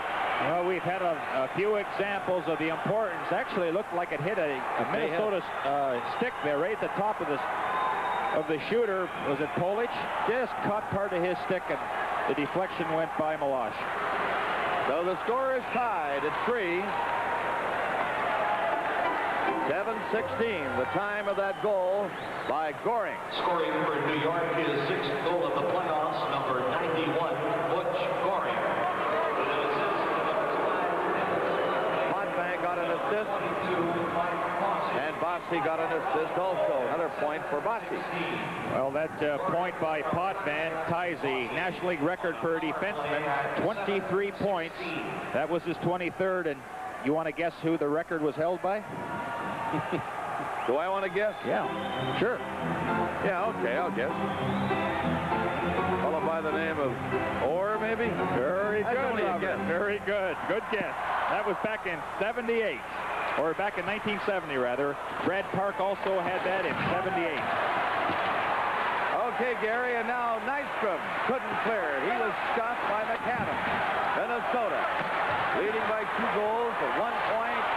Watch the Islanders come at him and come at him, and now it's tied at 3 here in the second period. Nearing the 8-minute mark, a long shot by Hartsburg, way off the mark. Giles back to his own line to Hartsburg. Up at center, here he comes. Shooting one in. Get off the board, back to the New York net.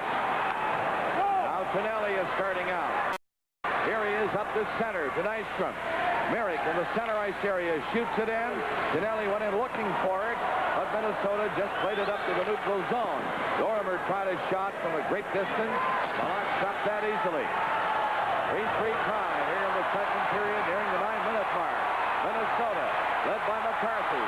Up across the line. McCarthy is bumped. Finally fell. Nearly got by Dennis Potvin. Nystrom back into his own net with Potvin. The pass from the left wing board. Minnesota will keep it in. Right in front of the net. It's cleared back by McCarthy. A shot by Roberts. Went up high and over the net. Tonelli slapped at it. And it goes all the way down the ice. That'll be icing against New York with the score. Minnesota 3. The New York Islanders 3. This is Stanley Cup 81. There's the night live shot of the Met here in Bloomington, Minnesota, where the score is tied at 3 in the second period. 11:07 remaining. Faceoff to the left of Billy Smith. Bobby Smith of Minnesota against Goring. Smith got the draw back to the line. Weak shot is stopped. Bossy is coming out with Bourne and Trottier. Trottier up over the line. He got away from Barrett. Cutting into the corner. Centered it. Bossy was stopped from getting a stick on it thanks to Meloche. Potvin kept it in. Trottier centered to Bossy. Bossy having difficulty, couldn't control it. And back for McCarthy of Minnesota. Up over the line he goes. McCarthy stopping. Slides it in front. Bobby Smith was in behind the netminder, but couldn't see the puck. It went by him. Potvin shoveled it out to center. This is Gillies going in with Potvin on the wing. Potvin circling near the blue line. Back to Bossy. He tried to stick-handle through and could not. Minnesota in some trouble now. Penalty coming up. It'll be against Gillies, I think, for interference. Gillies of New York.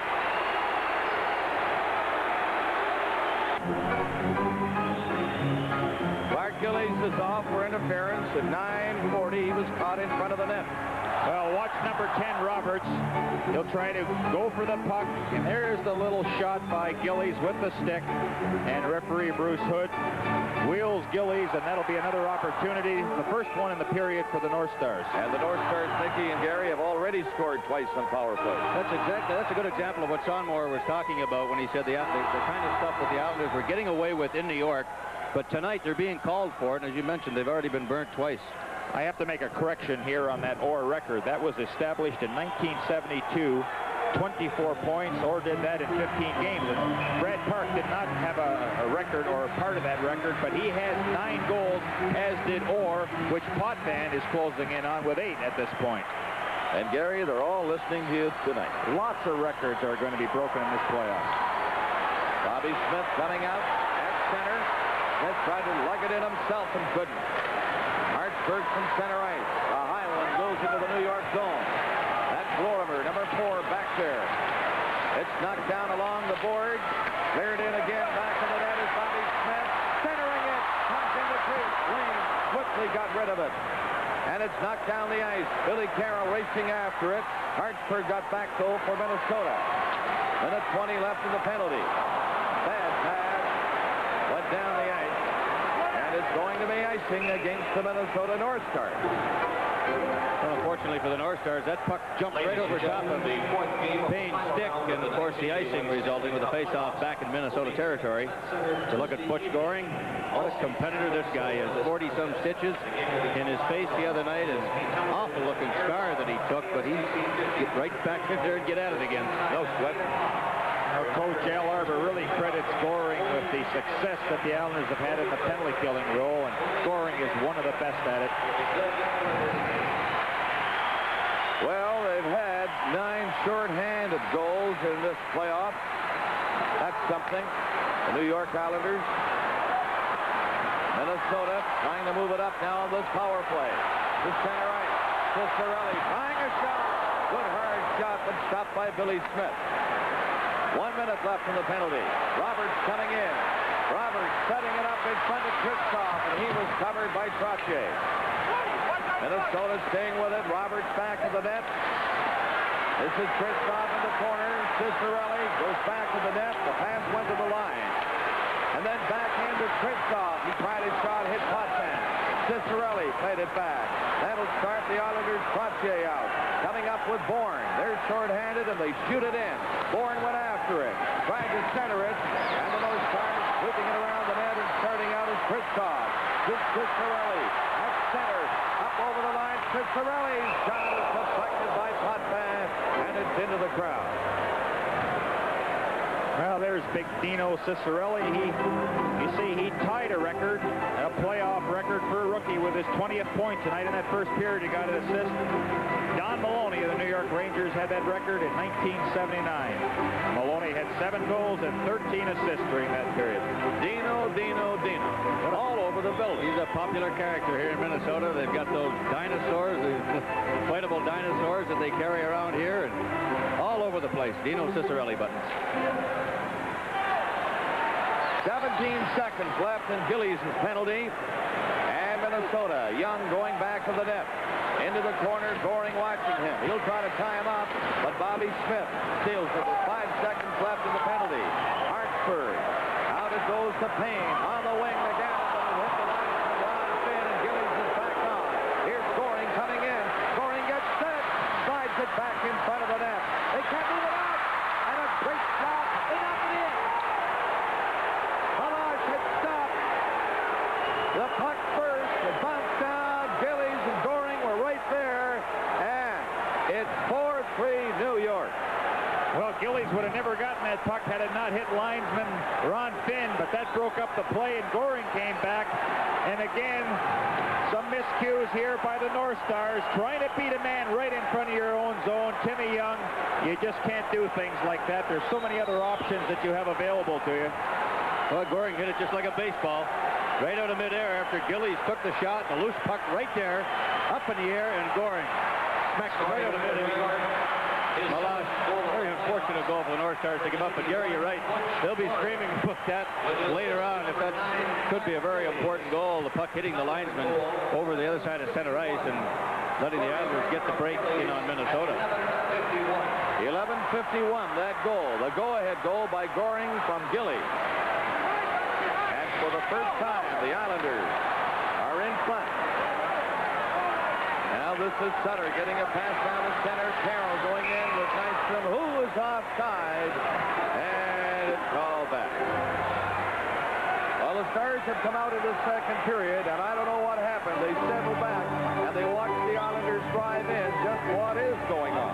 Well, I think Dennis Potvin said it best the other day in New York. He said, whether we're 1 goal up or 2 goals down, we just mind our business. Just things will happen. We play positional. We don't panic, and sooner or later we'll get the goals back. They certainly showed it tonight. That goal right there by Goring was a big break.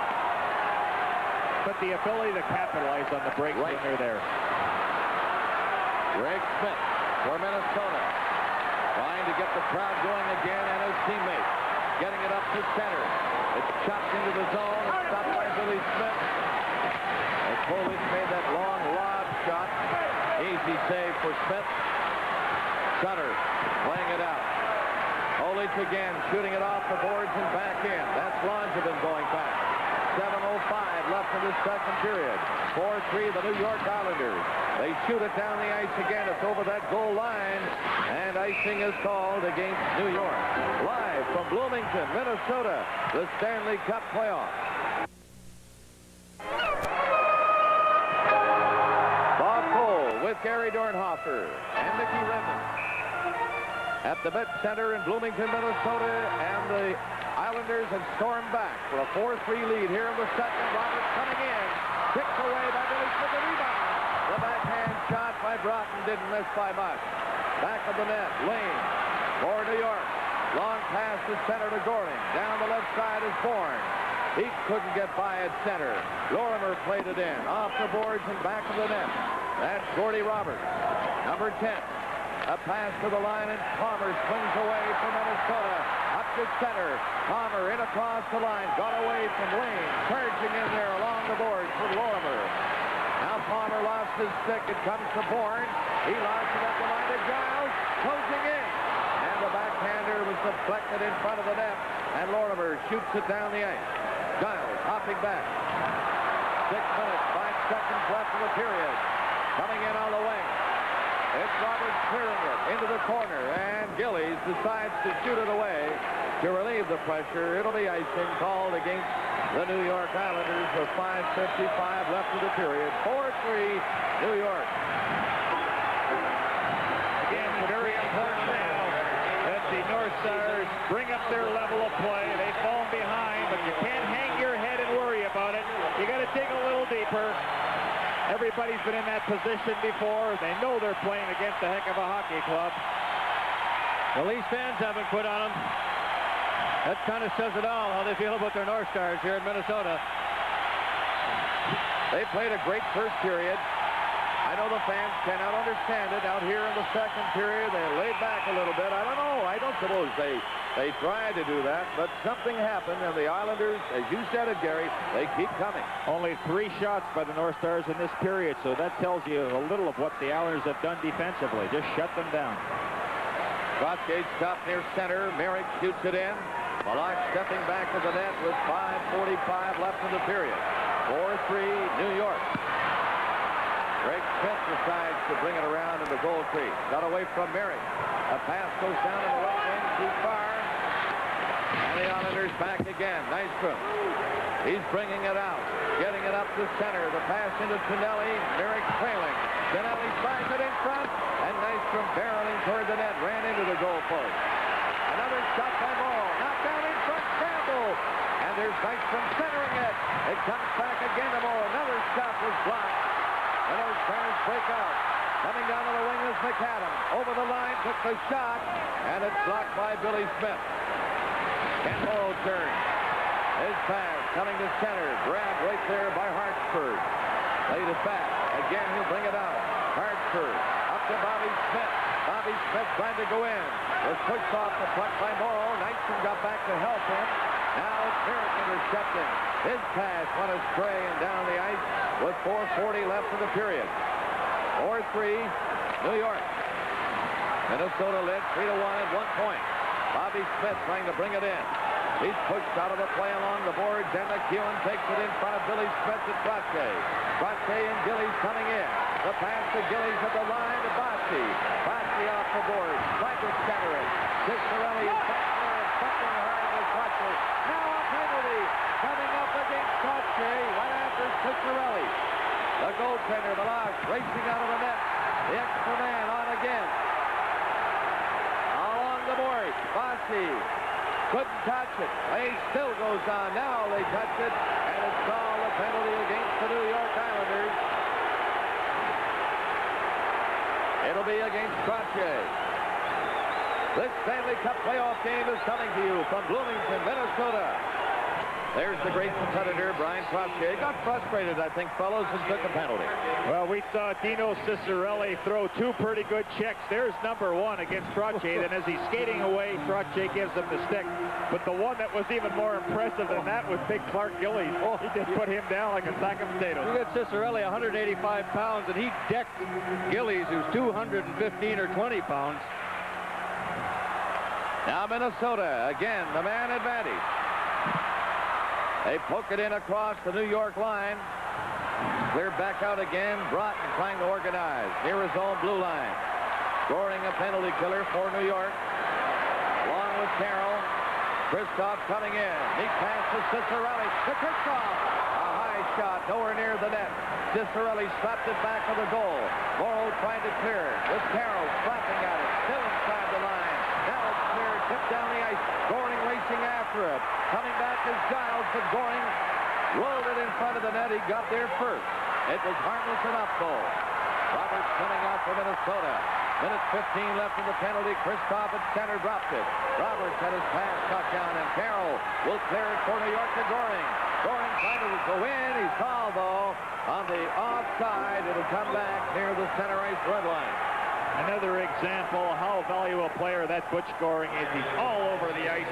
He just doesn't give the North Stars a chance to settle down and get into their routine. You see the stats. They're shorthanded goals.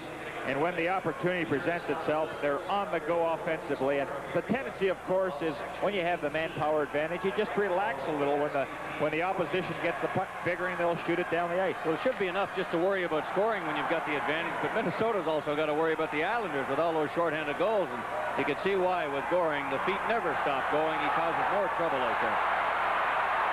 2:55 left in the period. Minnesota on a power play led by Bobby Smith. Looking dangerous on this rush. The ball has been covered back to the net. And New York shoot it down the ice. 42 seconds left in Trottier's penalty. Jim Young now drops it over to the side of the net. Minnesota starting away. A pass to this side. Payne going in with Smith. Smith looking for it. On the board. Still fighting for it. Can't move it. They hold it, and the referee, Bruce, calls the play, and they get a face-off in the Islanders' zone. You look at Keller, what a free agent pick he was, and his contract comes up for renewal next year, as do a few Islanders, Dennis Potvin, Bob Nystrom, Gary Howitt. So perhaps they might need the Brinks truck when they load up at the island to pay some of the salaries that these guys will be demanding. Brad Maxwell not playing tonight for Minnesota. He's got some experience that they certainly have to miss out there, Gary, back on that point, especially on the right point in the power play. Not only that, clearing the front of the net, he's the strongest of the North Stars back there.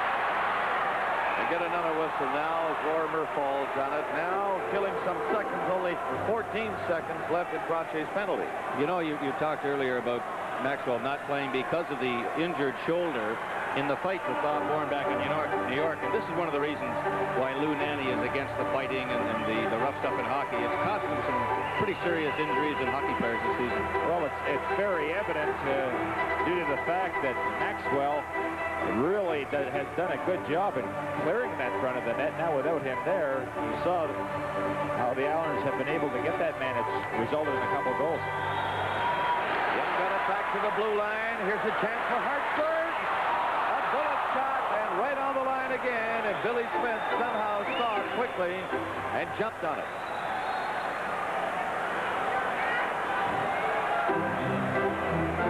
Well, again, it's the ability to get that shot through, getting men in front of the net. Steve Payne, McAdam were both converging. Watch that puck just go beside the crease there.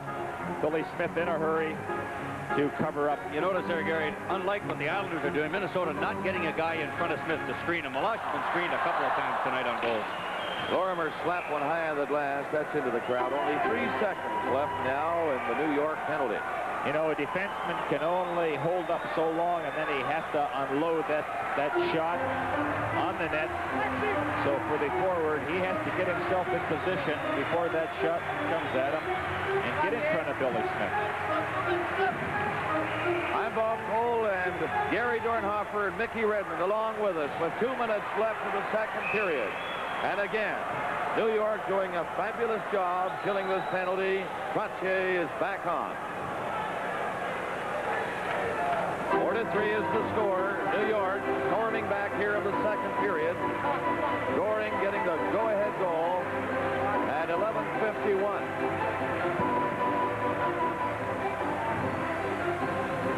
They got them all here, haven't they? I wonder if he's a North Star fan or an Islander fan. You see him, this fella, all over the country at all different types of sporting events. Former right winger. No question. Bob Cole's hair used to look like that. He's about the height of Ronnie Harrison, our director, that guy. With the hat on. Pass comes out over the line at center. Greg Smith laid it back in. Bossy coming in now. Bossy gets set. A pass in front was picked off neatly. Holy couldn't clear it. Now it comes to center. Minnesota's Anderson. Good move on the line. And the killing of the New York Islanders is going to get the gate. He upended the Minnesota North Star, breaking in Anderson, and here with a minute 35 left in the period, another penalty, New York. Well, another good example of when you're skating, how you can draw that penalty, and Anderson was in full flight. McEwen almost had to haul him down. So this will be the third opportunity for the North Stars in this period, but a good move to the outside by Anderson. McEwen, the stick, and another power play opportunity. Well, a penalty right here to New York. And we take a break now to check in with Dave Hodge. All that coming up in our second intermission. It'd be a big lift here for the North Stars if they could get on the board in this power play and go into that dressing room tied at 4. Well, only 1:35 left in the period. Now Minnesota with a man advantage as McEwen is off. Roberts at the blue line gets set. Flips it off to the corner. Potvin getting back quickly around the net. Broughton tried to take it from him. Potvin again. He'll get a chance to shoot it away. And he does. Minnesota has to come back and regroup. Time running out of this period. A minute and 5 seconds left in the period and 1:30 left in the penalty. So they'll play the rest of this one short-handed. Further penalties, of course, for the goal. There's the announcement. Less than a minute remaining in this period. It's 4-3. New York leading. Tim Young played it out. Now at the line. It's cleared down to the left wing. Payne coming in. Cut it back. A quick cut it shot. Just missed the far corner. Bobby Smith standing right in front of the net with Cicerelli. Off the board. Hartford keeps it in. Pushed it along the boards in the corner. Morrow took his man out of the play. Bobby Smith again. Back to Hartford. Shot. Rebound. Hartford. Knocked down again. And outside the line it comes. They nearly got it 2-on-1. Carroll overskated it. He was with Goring. Minnesota, the heat on now. Bring it across the line again. It's Hutchinson from Young. Oh! And his shot wide. Smith had his shot knocked out at the blue line. It went by Hartford down the ice. And time will run out of this period as Hartford goes back. something against the slap shot. Timmy Young had all kinds of time. He was all alone. If he would have just let that wrist shot go, picked the corner, he might have had himself a goal. If he had it again, I think he'd probably want to walk in a little closer because there was nobody within 30 feet of him. He could have walked in all alone on Billy Smith, but he elected to take the slapper and miss the shot. Well, it'll be a time of looking in the mirror and seeing what you can do to make things happen in the third period for the Minnesota North. It's cleared down to the left wing. Lane coming in, set it back. A Kucherov shot just missed the far corner. Bobby Smith standing right in front of the net with Cicerelli. Off the boards, Hartsburg keeps it in. Pushed it along the boards in the corner. Morrow took his man out of the play. Bobby Smith again. Back to Hartsburg. Shot. Rebound. Hartsburg. Knocked down again. And outside the line it comes. They nearly got a 2-on-1. Carroll overskated it. He was with Goring. Minnesota, the heat on now. Bring it across the line again. It bounces it from Young. Oh! And his shot wide. Smith had his shot knocked down at the blue line. It went by Hartsburg down the ice. And time will run out of this period as Hartsburg goes back. Well, there's something against the slap shot. Timmy Young had all kinds of time. He was all alone. If he would have just let that wrist shot go, picked the corner, he might have had himself a goal. If he had it again, I think he'd probably want to walk in a little closer because there was nobody within 30 feet of him. He could have walked in all alone on Billy Smith, but he elected to take the slapper and miss the shot. Well, it'll be a time of looking in the mirror and seeing what you can do to make things happen in the third period for the Minnesota North Stars. A big third period coming up. So it's the New York Islanders leading 4-3, and here's Dave Hodge. The Islanders did recover well from that 3-1 deficit in the first period. Bob Nystrom got them started, and then Butch Goring scored the 2 other goals, one on a power play, his 6th of the playoffs, and then Goring put the Islanders in front after Clark Gillies took the puck off Tim Young. 2 goals from Butch Goring, and the Islanders are now in front by 1. The score at the end of the second period of play then, the New York Islanders 4 and Minnesota 3.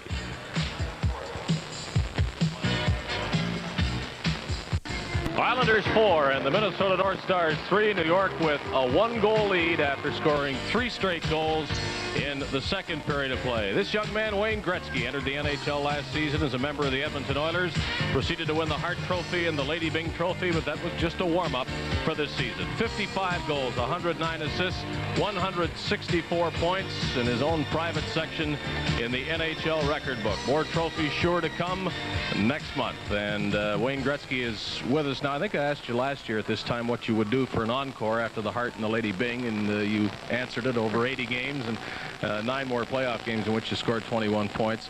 It's obligatory now to say, do you have any individual goals in mind in terms of goals, assists for next year, or is there a 200-point season rolling around in your mind, something like that? Well, first of all, thank you very much.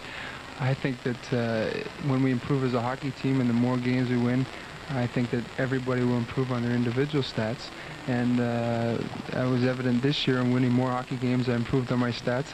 Hopefully we can win more hockey games next year for the fans in Edmonton and for ourselves, and I'm sure I can improve on my stats. Wayne, let's make the point. The Oilers are the only team thus far to beat the Islanders in these playoffs. Does that give you some small sense of satisfaction to know that you did it not once but twice and gave them the toughest time they've had so far?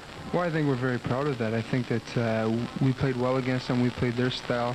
And I think that basically our team is somewhat structured to their team, and we have the same kind of teams. And in order to beat the Islanders, you have to have hot goaltending, and we had good goaltending. The North Stars are getting good goaltending, but they need great goaltending to beat them. And they never miss. They don't lose their composure, and they just go out there. They're down 3-1, and they're playing like they're winning 5-0, and just don't panic, and just a great hockey team. Based on what Edmonton did, would you offer any tips to the North Stars, or is it too late to turn this around for them? Well, it's never too late. Minnesota's got to have the attitude that they can win. But if I was the North Stars, the first thing I'd be saying is don't take any penalties against them because their power play is so potent. They have everything you need on a power play. Big guy, a goal scorer, shooter on the point, and a guy who can make plays. So they have everything going for them. And I think that, like I said, in order for them to beat them, they have to have their goaltender just play the best goaltender he's ever played in his life. When your coaches tried to prepare you for the Islanders? Was a weakness mentioned, or was it suggested that there is no weakness and we've just got to play well? We can't probe any area of their team. That's exactly it. They really don't have a weakness for a hockey team. They just play so disciplined. They're well coached, and the guys like Potvin and guys like Trache, when things are down, those guys are out there saying, don't worry about it, don't lose your composure, just keep playing the same way. And when we played against them, Glenn said it was stressing to us that we can't make any mistakes against them. We can't take penalties or they'll capitalize. And you know, they scored a lot of goals against us on the power play, and I think that's one of the main reasons why they beat us. No matter what happens here, the North Stars are going to look back at this playoff and say it was a learning experience for so many of their young players. The rookies have just done a terrific job, but obviously Minnesota hopes for more in the future as the rookies get more experience. Do you as a team in Edmonton feel the same way about what you accomplished against Montreal and the battle you put up against the Islanders? We feel we've learned a lot.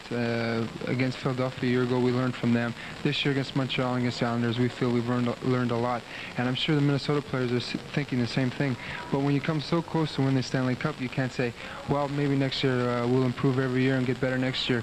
You can't think like that because you never know if you're ever going to get this close again. And Philadelphia was in the final last year, and look at what happened to them this year. So you can't think that way, and you just got to go out and try to win right now and try to win the Stanley Cup when you're there, because you may not get another chance. But still, I think they will learn. Well, you make a good point. Minnesota can't be disappointed with what has happened.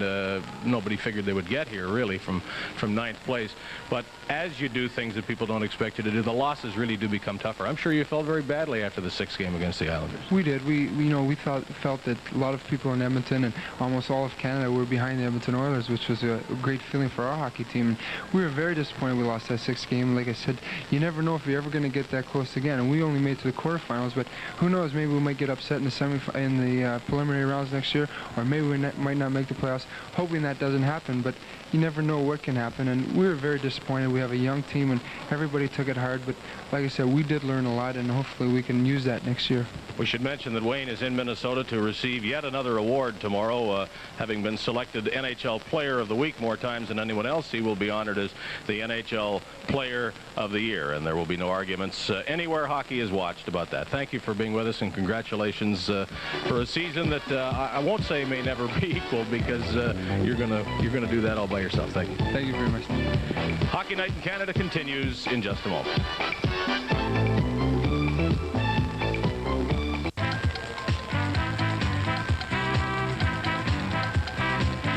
Champions will do what the Islanders did in the second period as a matter of course. They were down 3-1 and came out and dominated the second period of play. The North Stars had very few shots till the final couple of minutes, and the Islanders scored 3 goals to take the lead. Someone who knows very well how the Islanders operate, what makes them tick, is Chico Resch, who was with them last year and of course in many other seasons, but saw them last year and was part of them last year as a championship team. What would they have said after the first period, or how would they have felt? Obviously they didn't panic. They didn't seem to be too bothered by a first period that wasn't to their liking. Just turned it all around in the second period as though they were going out for a Sunday stroll. Well, that's right, Dave, and a lot of people have been saying how great they are, and that gets to you. You start believing it. They do themselves anyway, but they realize they're a great team. And as much as what they're doing, it's what Minnesota didn't do. And Minnesota had them on the ropes. But just like everyone's talked about, you know, the Islanders were keeping their composure, like Wayne just talked about. They kept coming. You think, we got a team down 3-1. Certainly that's enough to get them off their game, maybe some negative thoughts. But it didn't happen. And the Islanders knew that. The North Stars knew that. And, of course, the second period showed that. The star of the period, maybe the star of the entire series and the playoffs if the Islanders go on to win the Stanley Cup. Butch Goring, you saw him come to the Islanders last year in a trade from L.A. A couple popular players left, Dave Lewis and Billy Harris, and I'm sure there were mixed feelings on the club about that deal, but I wonder how long it took him to fit in. He certainly fits in now. Well, he sure was that missing piece to the puzzle that the Islanders needed. And where there were mixed feelings, but when he came, he showed a lot of enthusiasm. Remember, he'd played for LA and he was hungry to play on a winner, and he wanted it. He was around 30, and he knew the one thing missing in his life was the Stanley Cup. So he gave it everything, and that really propelled the Islanders last year. Now, I guess this year, you know, when you got so many great players, you overlook a Butchie Goring because he's not flashy, but he's always picking away. He knocked that goal out of the air after setting it up. Power plays, picking away. And if you just really isolate on him, like you said, Davey, you realize that he's you know, he's got a good shot at the Conn Smythe.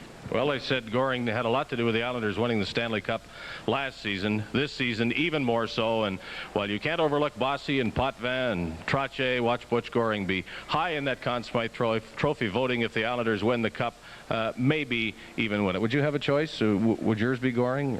Well, it could be, but you mentioned a couple others there. But I feel spread it around a little bit, and if he deserves it and it's close, I hope he gets it over someone who's already won it. Okay, hard to ignore the 30 points that Bossy has scored already, but Goring seems to be the sympathetic choice, if that makes any difference. We'll return with highlights. Howie Meeker coming up to look at just what the Islanders did and how they did it in the second period, returning with the Stanley Cup Finals in just a moment.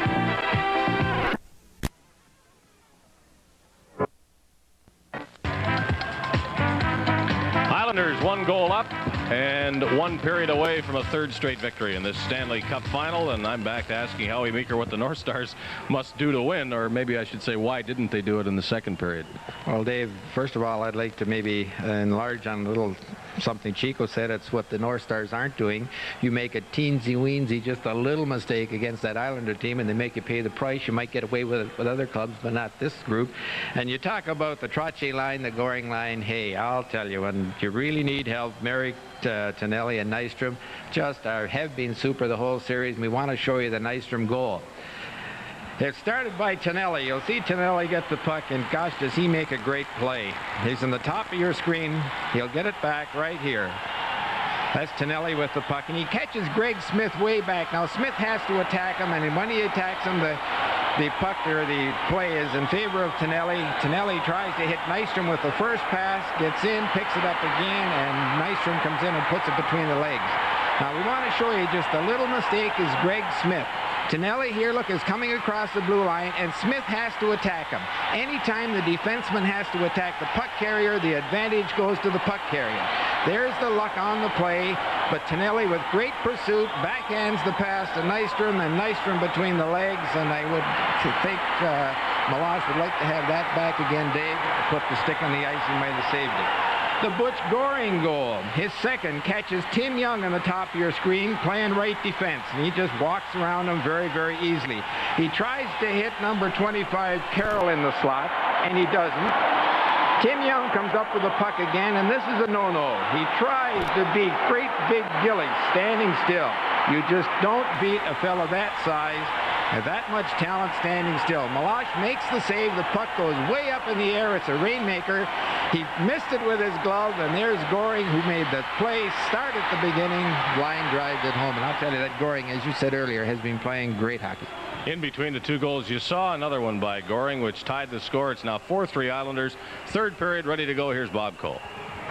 Thank you, Dave. Gary Dornhofer and Mickey Redmond. Glenn Sonmore must be walking circles in that dressing room and having fits. What has he got to tell his players to get back into this thing and possibly stretch this series? You can tell them a whole lot, Bob.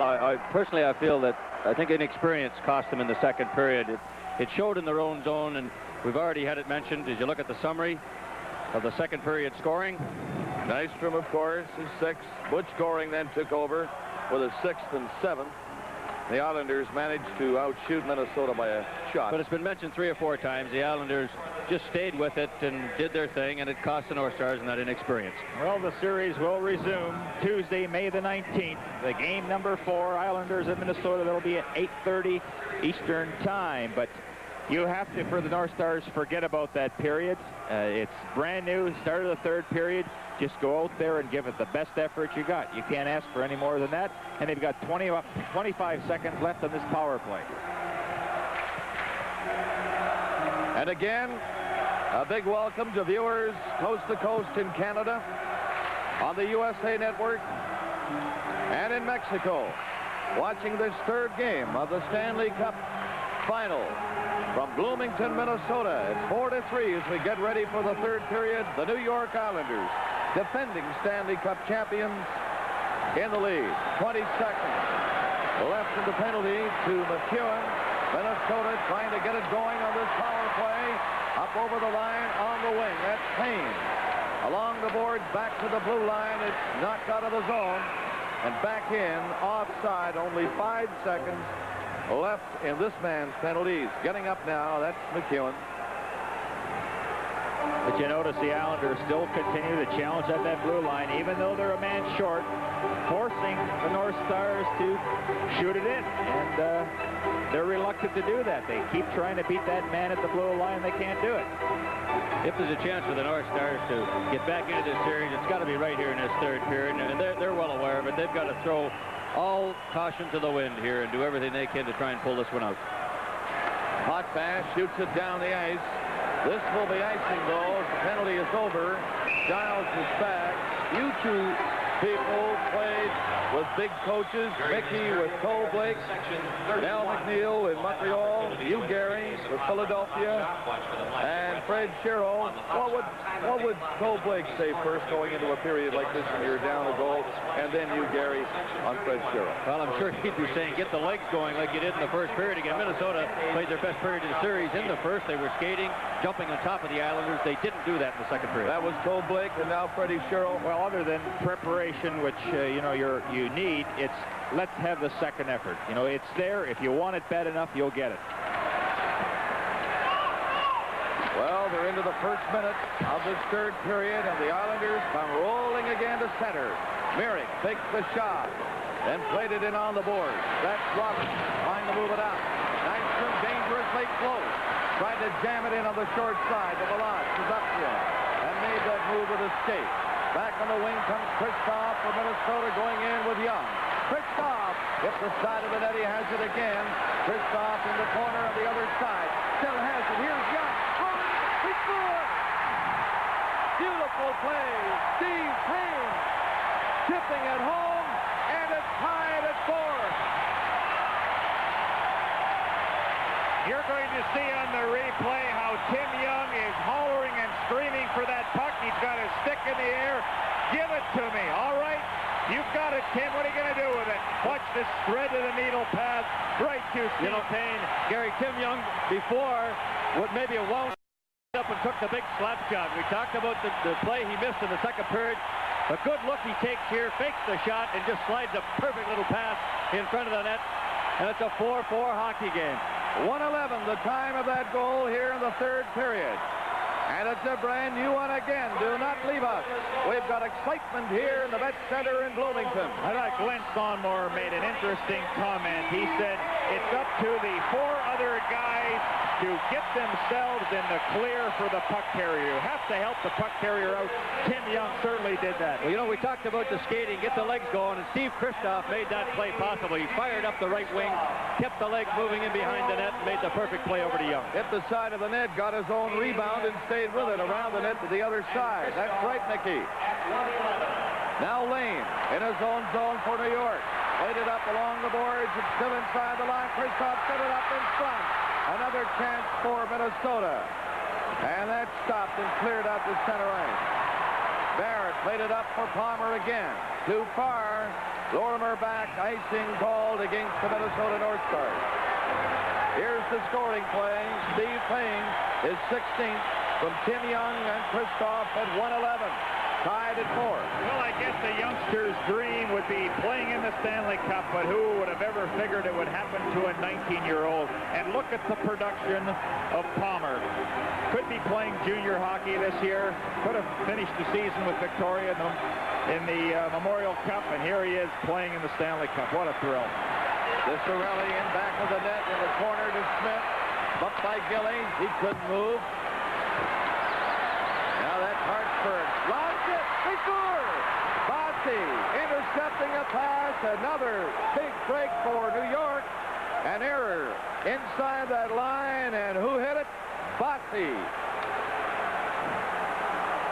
It seems that as soon as somebody ties Bossy for the goals, suddenly he comes back, but Hartsburg just skated away from Trottier there in that loose puck. And, boy, you can't do that. And you saw what happened when Bossy gets a hold of that puck. That's what cost him. You see the pass coming out to Bossy there. Malash, no chance against the shot from Bossy, but Hartsburg did. He tried to grab the puck and go the other direction at the same time, and against Trottier, impossible to do. They're going to burn you on that. Bossy from Trottier. And it's at 2:05. So it's again New York leading Minnesota 5-4 this time. Minnesota coming in again. McCarthy. He's all alone over there. A break down the wing. This is Bossy. Watch this one, folks. Bossy.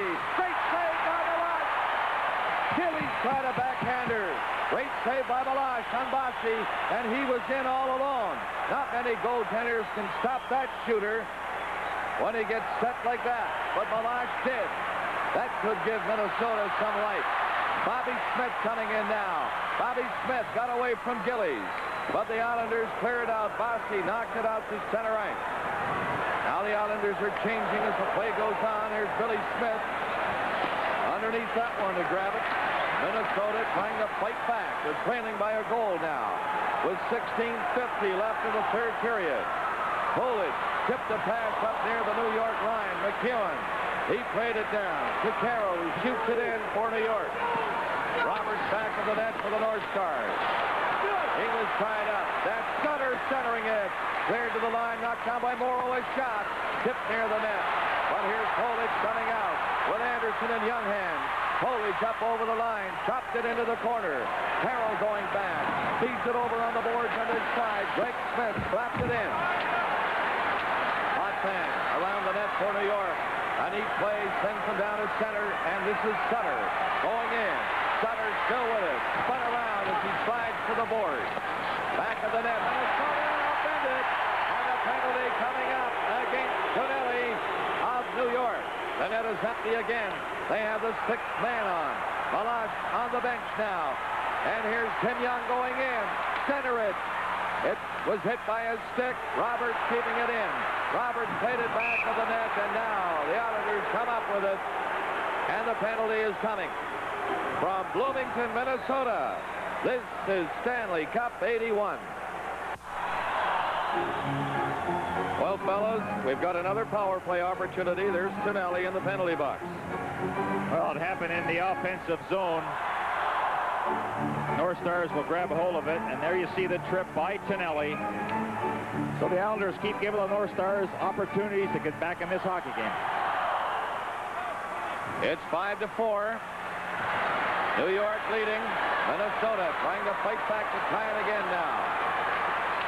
Pass goes in by Hartford in front of the net. And Payne fanned on that attempt. Knocked down at the line, but it comes out to center ice. Trottier tried to pick it up. It was called a stick high, made contact. It comes into the Minnesota zone. Well, again, it's very important for the North Stars to begin their rush, have three forwards going together, defense close behind, get set up in the Islander zone, and then, again, we talk about this so often, Mickey, the guy without the puck, his ability to get himself in the clear. Well, Sonmore this morning said, you know, dumping the puck in doesn't do any good at all unless you've got three guys abreast going, and as soon as we get over center, throw it in and get the wingers moving so they can go in and forecheck and create havoc for the Islander defensemen. Minute and 35 seconds left in the penalty to Tonelli of the New York Islanders. Islanders lead it here in the third period, 5-4. Minnesota on this power play. Disorganized at this point, but here they come. McAdams cleared it along the boards into the corner. Smith went in. He was taken out of the play. Knocked off his stick down the ice, and Bourne is racing for it. He'll kill a few seconds in the center ice area. Now he's tied up. He falls. And the play is stopped for a face-off of the center ice area. The Islanders again doing a good job of tying up the North Stars. That's what we were talking about at the blue line. They're not getting going and dumping it in and allowing the wingers to get in there. They're just not hustling, and they're giving the Islanders a chance to dump the puck back out of the zone. Well, there you see 16 straight games for Trottier, and over the past 2 years, Trottier has now scored a point in 23 straight games over a 2-year period. Fantastic. Coming back, that's Potvin. He lost a bad play. Kristoff circles. Holds his cool. Gets to the Giles. His low shot. Kristoff! And that's blocked by Billy Smith. He had to cover up in a hurry. You know, that's the second time tonight we've seen Potvin throw the puck away very dangerously in his own zone. It's very uncharacteristic of Dennis Potvin to make a bad pass like that. Well, you heard Glenn Thonmer down there. He said, come on, they'll cough it up. Just get on them. And that was an example of it. And then Giles watched this shot. But again, nobody in front of the net. And the crazy bounce off the boards where Kristoff had a good whack at it, but Billy Smith really covered up. See Broughton right in front of the net, and he was open. Faceoff didn't see him. Cleared by Smith now. Goring circles back there. Feeds it on the boards. A good play for Trottier. Dumped at center ice by Giles. 40 seconds left in the New York penalty to Tonelli. It's 5-4. New York Islanders on top by that goal. And again, Giles tapped one down at center. Here he comes. Got away from Morrow coming in. He'll go in the corner, play it off the boards back of the net, and it's shut down the ice by Potvin. 17 seconds left in the penalty. So far, Minnesota, they've come close, but not close enough. 5-4, New York up to center. Last watch now, the power play. Smith. And Kolich went in, took the shot, and just wide. Cicerelli went after it. Kolich in the corner again. Penalty is over as Potvin brings it out. Potvin racing this attack to center. Down in the wing, Tonelli. He was bumped, but Potvin is in. Harrow in front of the net. Waiting for the Goring. Another play. Goring scores. Goring getting another goal. That's the hat trick for Butch Goring. And that might be it for the Minnesota North Stars. And that has certainly quieted this crowd here in Minnesota. A hush has come over. But oh boy. Goring took the original shot. Malach got a piece of it. The rebound came right off the backboards and out to Goring again. He snapped it past Joe Malach. Now Roberts went right through his skates by the time he was able to recover. In fact, he never did recover.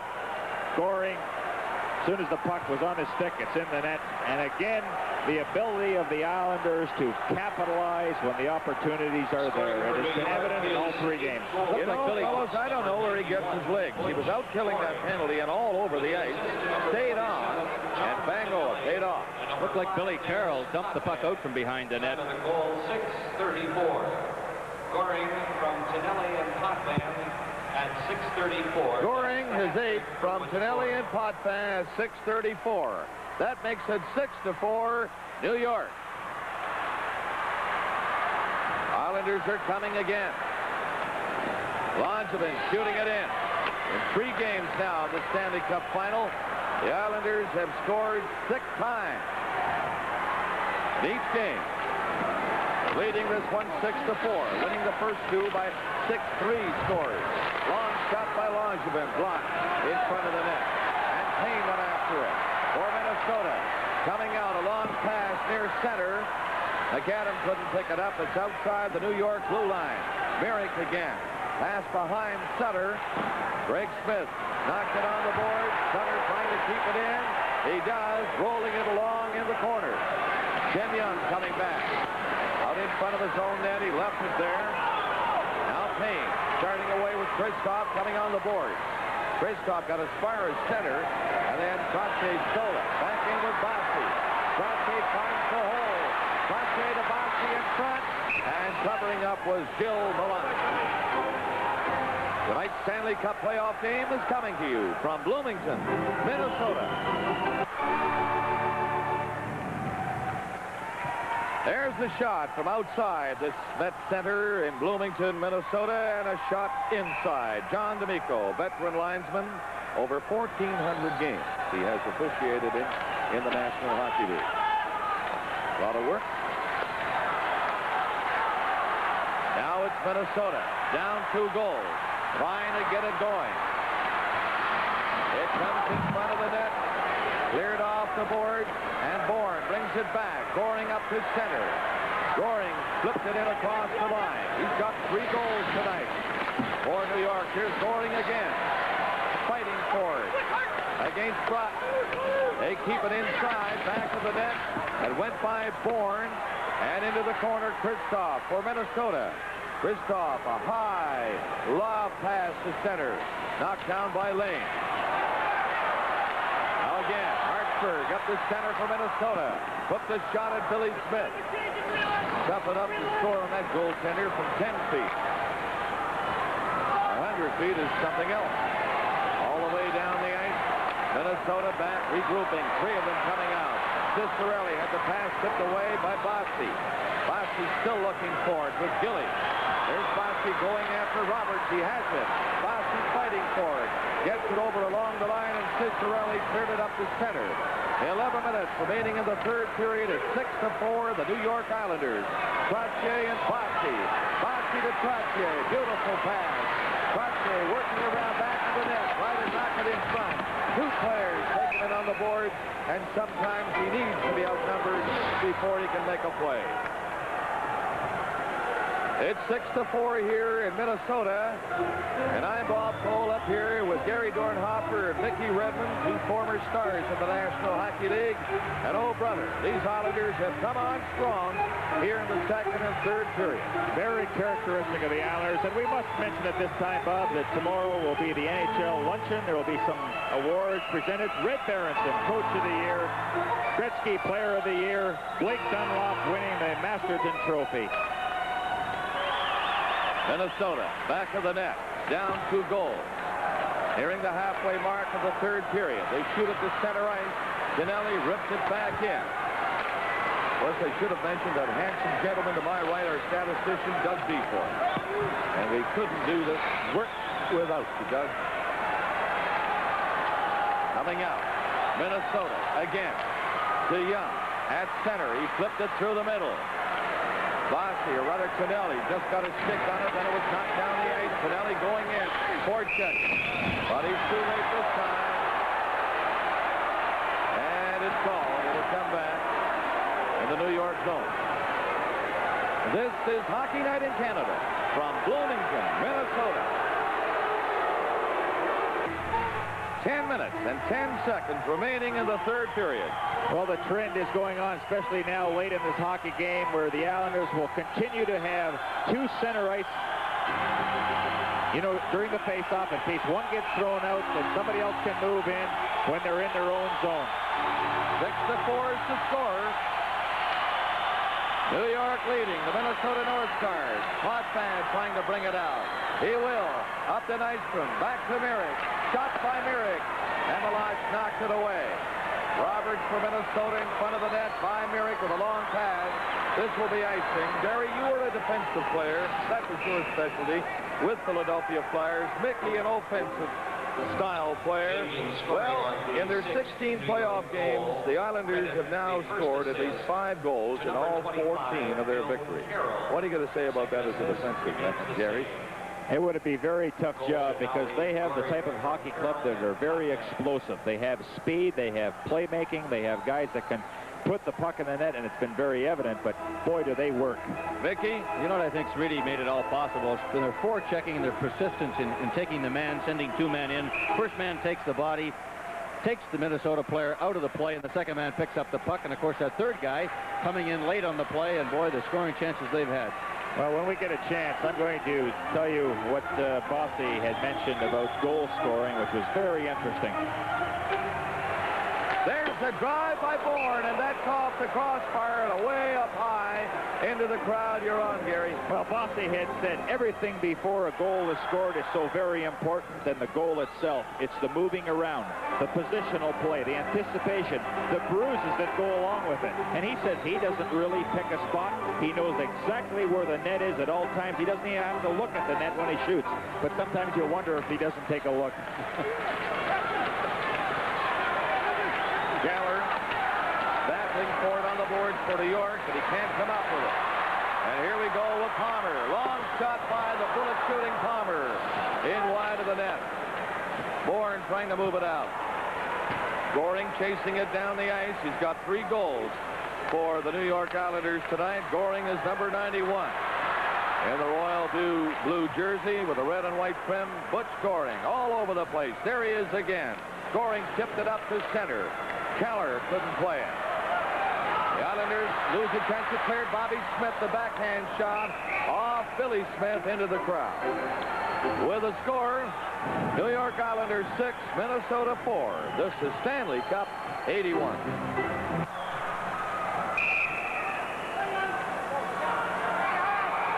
9:04 remaining in the third period. Bob Cole here with Gary Dornhofer and Mickey Redmond. With Minnesota trying to battle back. Smith centered one. Got it back near the line. It goes down inside the Minnesota blue line, and that's Giles back. He's on the defense for the North Stars with Hartsburg, who stands to his left now as Giles brings it out. The pass hitting Cicerelli at center. Cicerelli going in. That high shot off the glass. It bounces down near the blue line. Cicerelli back of the net with Bobby Smith. He is tied up, and wait a minute. I think somebody with that last effort down there broke one of the sheets of glass, plexiglass, into the corner. So we'll have a moment or so as they repair that. It's a great way for Bruce Hood to make contact with the crowd. Why not? I'll tell you, I mentioned the glass down there being replaced. Plexiglass, not likely, the way they shoot the puck around there. Herculite, of course. Even, I think I could break plexiglass, Gary. Mickey, you think? Herculite? You could break her, Bob. 6-4. Minnesota trailing the New York Islanders, defending Stanley Cup champions. They're in across the line, but broken up. Roberts comes to center, going in with McAdam. Sliding it to the side, a quick shot didn't get through, and Merrick turns for New York. Pinelli brings it over the line into Nystrom. Nystrom tried to knock it through. Malash was out of the net a few feet. Here's Pinelli again. Decides to go the other way, gets it back to the line. Morrow winding up, shooting, and that's knocked down. Two North Stars break out, coming to center. That's Payne turning around. He couldn't shoot it by Potvin. Potvin tied him up.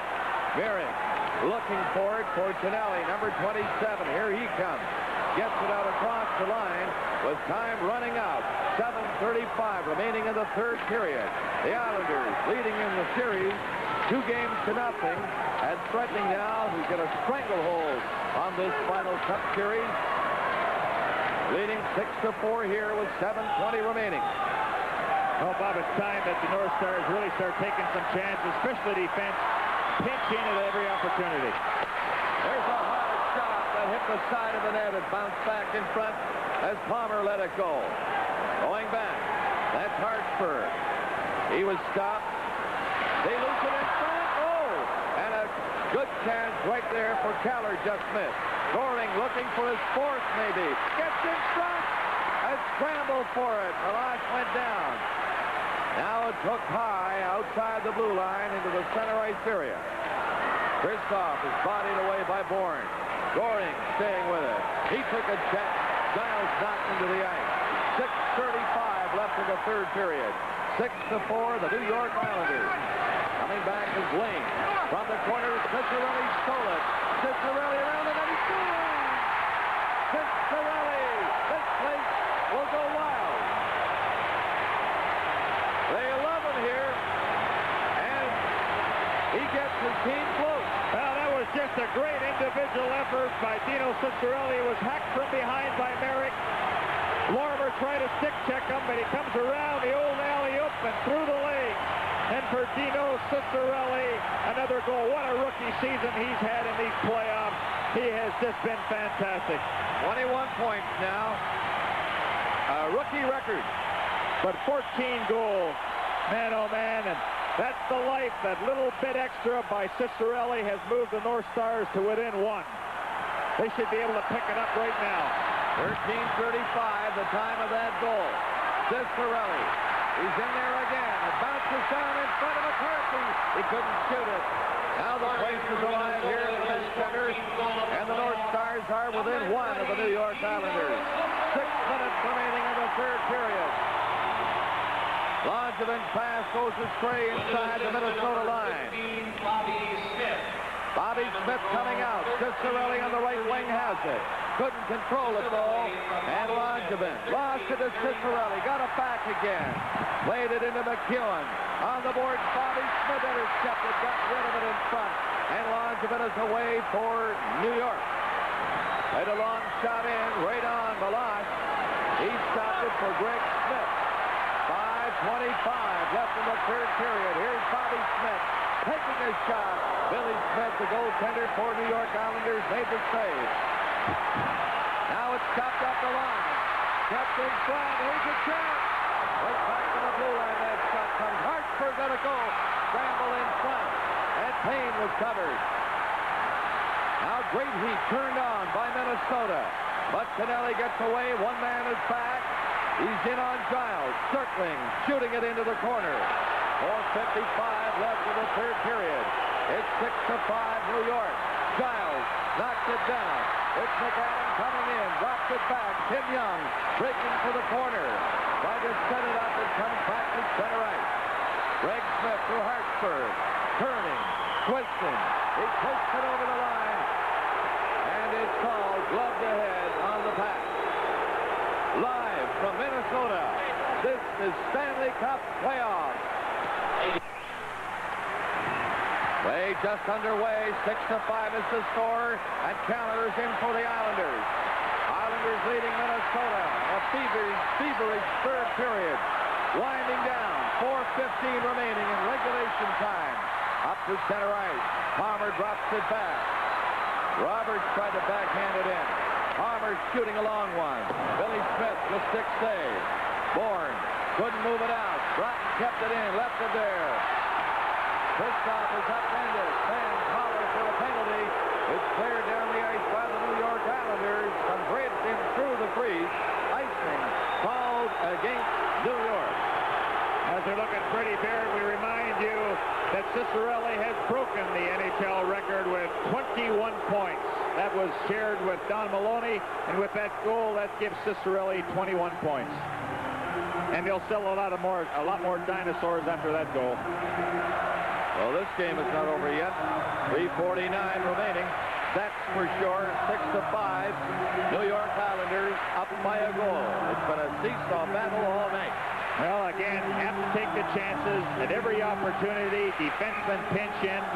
Of course, you always become vulnerable when that happens, but you got to give credit to the North Stars. They keep battling. They keep battling back. They die hard. This could be a last gasp for them here. They can't afford to go down 3-0, and 3:49 left in the period. They'll be throwing it all to the wind here. Cicerelli knocked off the puck. Islanders McEwen cleared it to Bossy. Front center, his shot on the net. To throw it back to the goal. Bossy goes in. It went by him. Cicerelli is back there. Here he is. The long pass on the left side. McCarthy coming down with Polish. In over the line. McCarthy centering it. It comes in front of Cicerelli, and he was covered. Back out for Langevin. His long pass down on the wing. It comes to Trottier. Bossy near the line. Backhands it high on the glass. Greg Smith for Minnesota with 3:10 remaining in the third period. And Langevin is coming back. 6-5 is the score. And the Islanders are leading in this one here in Bloomington. McEwen coming in for Tonelli and went off his leg back of the net. Greg Smith went after it. Smith starts the play for Minnesota. Down on the left side, that's Steve Payne breaking in. Coming in is Smith. Oh, what a save by Billy Smith. Right back to Greg Smith. He couldn't control it. 3 Islanders break out of the zone. Nystrom to Tonelli. Coming in on the play is Merrick. Tonelli centered it. And the right side swing away again. What action now? 2.5 minutes left in the third period. Bobby Smith back to Roberts. Broken up. Another break down the right side for Potvin. Nystrom with him. He dropped it to Tonelli. Oh, deflected away from the net. Merrick didn't see it. Now Broughton coming out with 2:10 left in the third period. Minnesota desperately trying to get a goal to send this thing into overtime. 6-5 the score. The New York Islanders on top. Minnesota fighting back now with every heart they have. It's in back of the net, and that's scoring. It's got 3 goals tonight for New York, and a great checker, and he cleared it down the ice. Nystrom went into the board. Now Minnesota lobbing it out. Here's Kristoff coming in with Broughton. 1:35 left. This is Kristoff inside the line. Circles, lost it. Another break for Goring. Here he comes. Goring going in, and Greg Smith took him out of the play. Well, it's time for the North Stars really now is to send 2 men wherever that puck is. They have to come up with it. Here's a pass in front of the net. Kristoff couldn't get his stick on it. 1:15 left. Broughton had it go by him. It's still inside the line. Palmer's shot. That's stopped by Billy Smith. Keller now trying to knock it out. He cannot do it. Hartsburg in front of the net. Another shot by Broughton. just wide. Another scramble, another shot. Vinny Smith is down, and the place going wild with 59 seconds remaining. This Stanley Cup playoff game is coming to you from Bloomington, Minnesota. 59 seconds remaining, gentlemen. I'm Bob Cole with Gary Dornhofer and Mickey Redmond, and now Glenn Sonmore. The Minnesota coach has called his 30-second timeout. Well, I think, again, it's important that if the puck goes in the corner, there's one Islander going in to get it. Minnesota has to send two in. You can't rely on a one-on-one situation now. They have to come up with that puck. But Billy Smith just made a fantastic save here to keep this game tied. It'll come out to Palmer out at the point, and he'll let the shot go. This is a turnaround here by Broughton. But just prior to that, Palmer really let the slap shot go, a pad save. You know, we're looking at faceoff in the first intermission, and what a faceoff we've got here. The North Stars, of course, with Malash out of the net. 6 attackers to the Islanders' 5 skaters. Be interesting to see. They are, looks like, going to line up McAdam on the boards. 2 North Stars, Cicerelli and Payne in front of the net. Smith to take the draw, and Tim Young and Hartsburg back on the point. Okay, what a finish we have coming up now. Or is it a finish? Maybe there will be overtime. Stay with us. We'll know in a moment. 59 seconds remaining in regulation time. The Minnesota net is empty. They have 6 attackers on. Minnesota desperately trying to get a goal to tie it. They keep it inside the line. Smith centered it. It was deflected. Just missed the near side. That was Payne staying with it near the line. Islanders have a 2-on-1. And guess who? Bossy and Trottier. It's all over now. Bossy to Trottier. Empty net goal. It's a 2-goal spread with 44 seconds remaining. Happiness is scoring an empty net goal.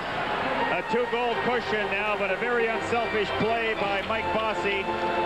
Sets up his teammate and center ice man, Brian Trottier.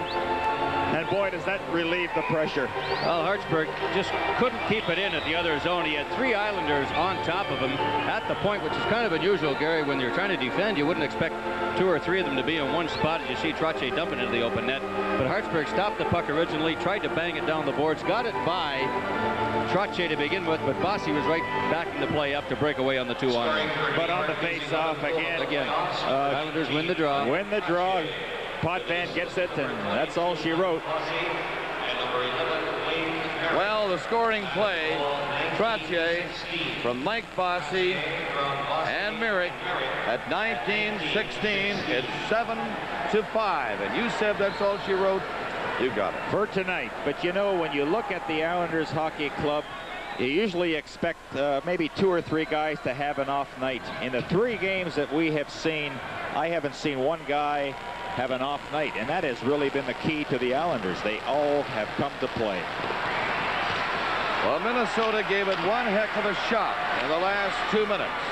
What pressure they exerted on the New York Islanders inside that blue line. But they could not break through for the tying goal. Empty net goal. Trottier and Bossy, and there's another long shot by Gillies. That was wide. It's silence here now. Another shot. Well, I've stopped that. 12 seconds left in this hockey game. 7-5 is the score. Minnesota, a long drive all the way down the ice. Smith to stop it. It's 3 seconds left, and now it's all over. And the New York Islanders have taken, I would think, an insurmountable lead in this series with their 7-5 win tonight. Gary and Mickey, they lead the series 3 games to 0. Well, they certainly have, and there's a very disappointed coach, Glenn Sonmore. They were there. They had the lead, a 2-goal lead, but the Islanders kept pecking away. And, you know, Butch Goring, I guess, really sums it up regarding a possible 4-game sweep. His comment was, why should we play any more games than we have to? Well, Sonmore and Minnesota have no reason to put their heads down. They played a whale of a hockey game. Excellent. And they should be credited with quite an effort. Thank you, gentlemen. This is Stanley Cup 81 from Bloomington, Minnesota.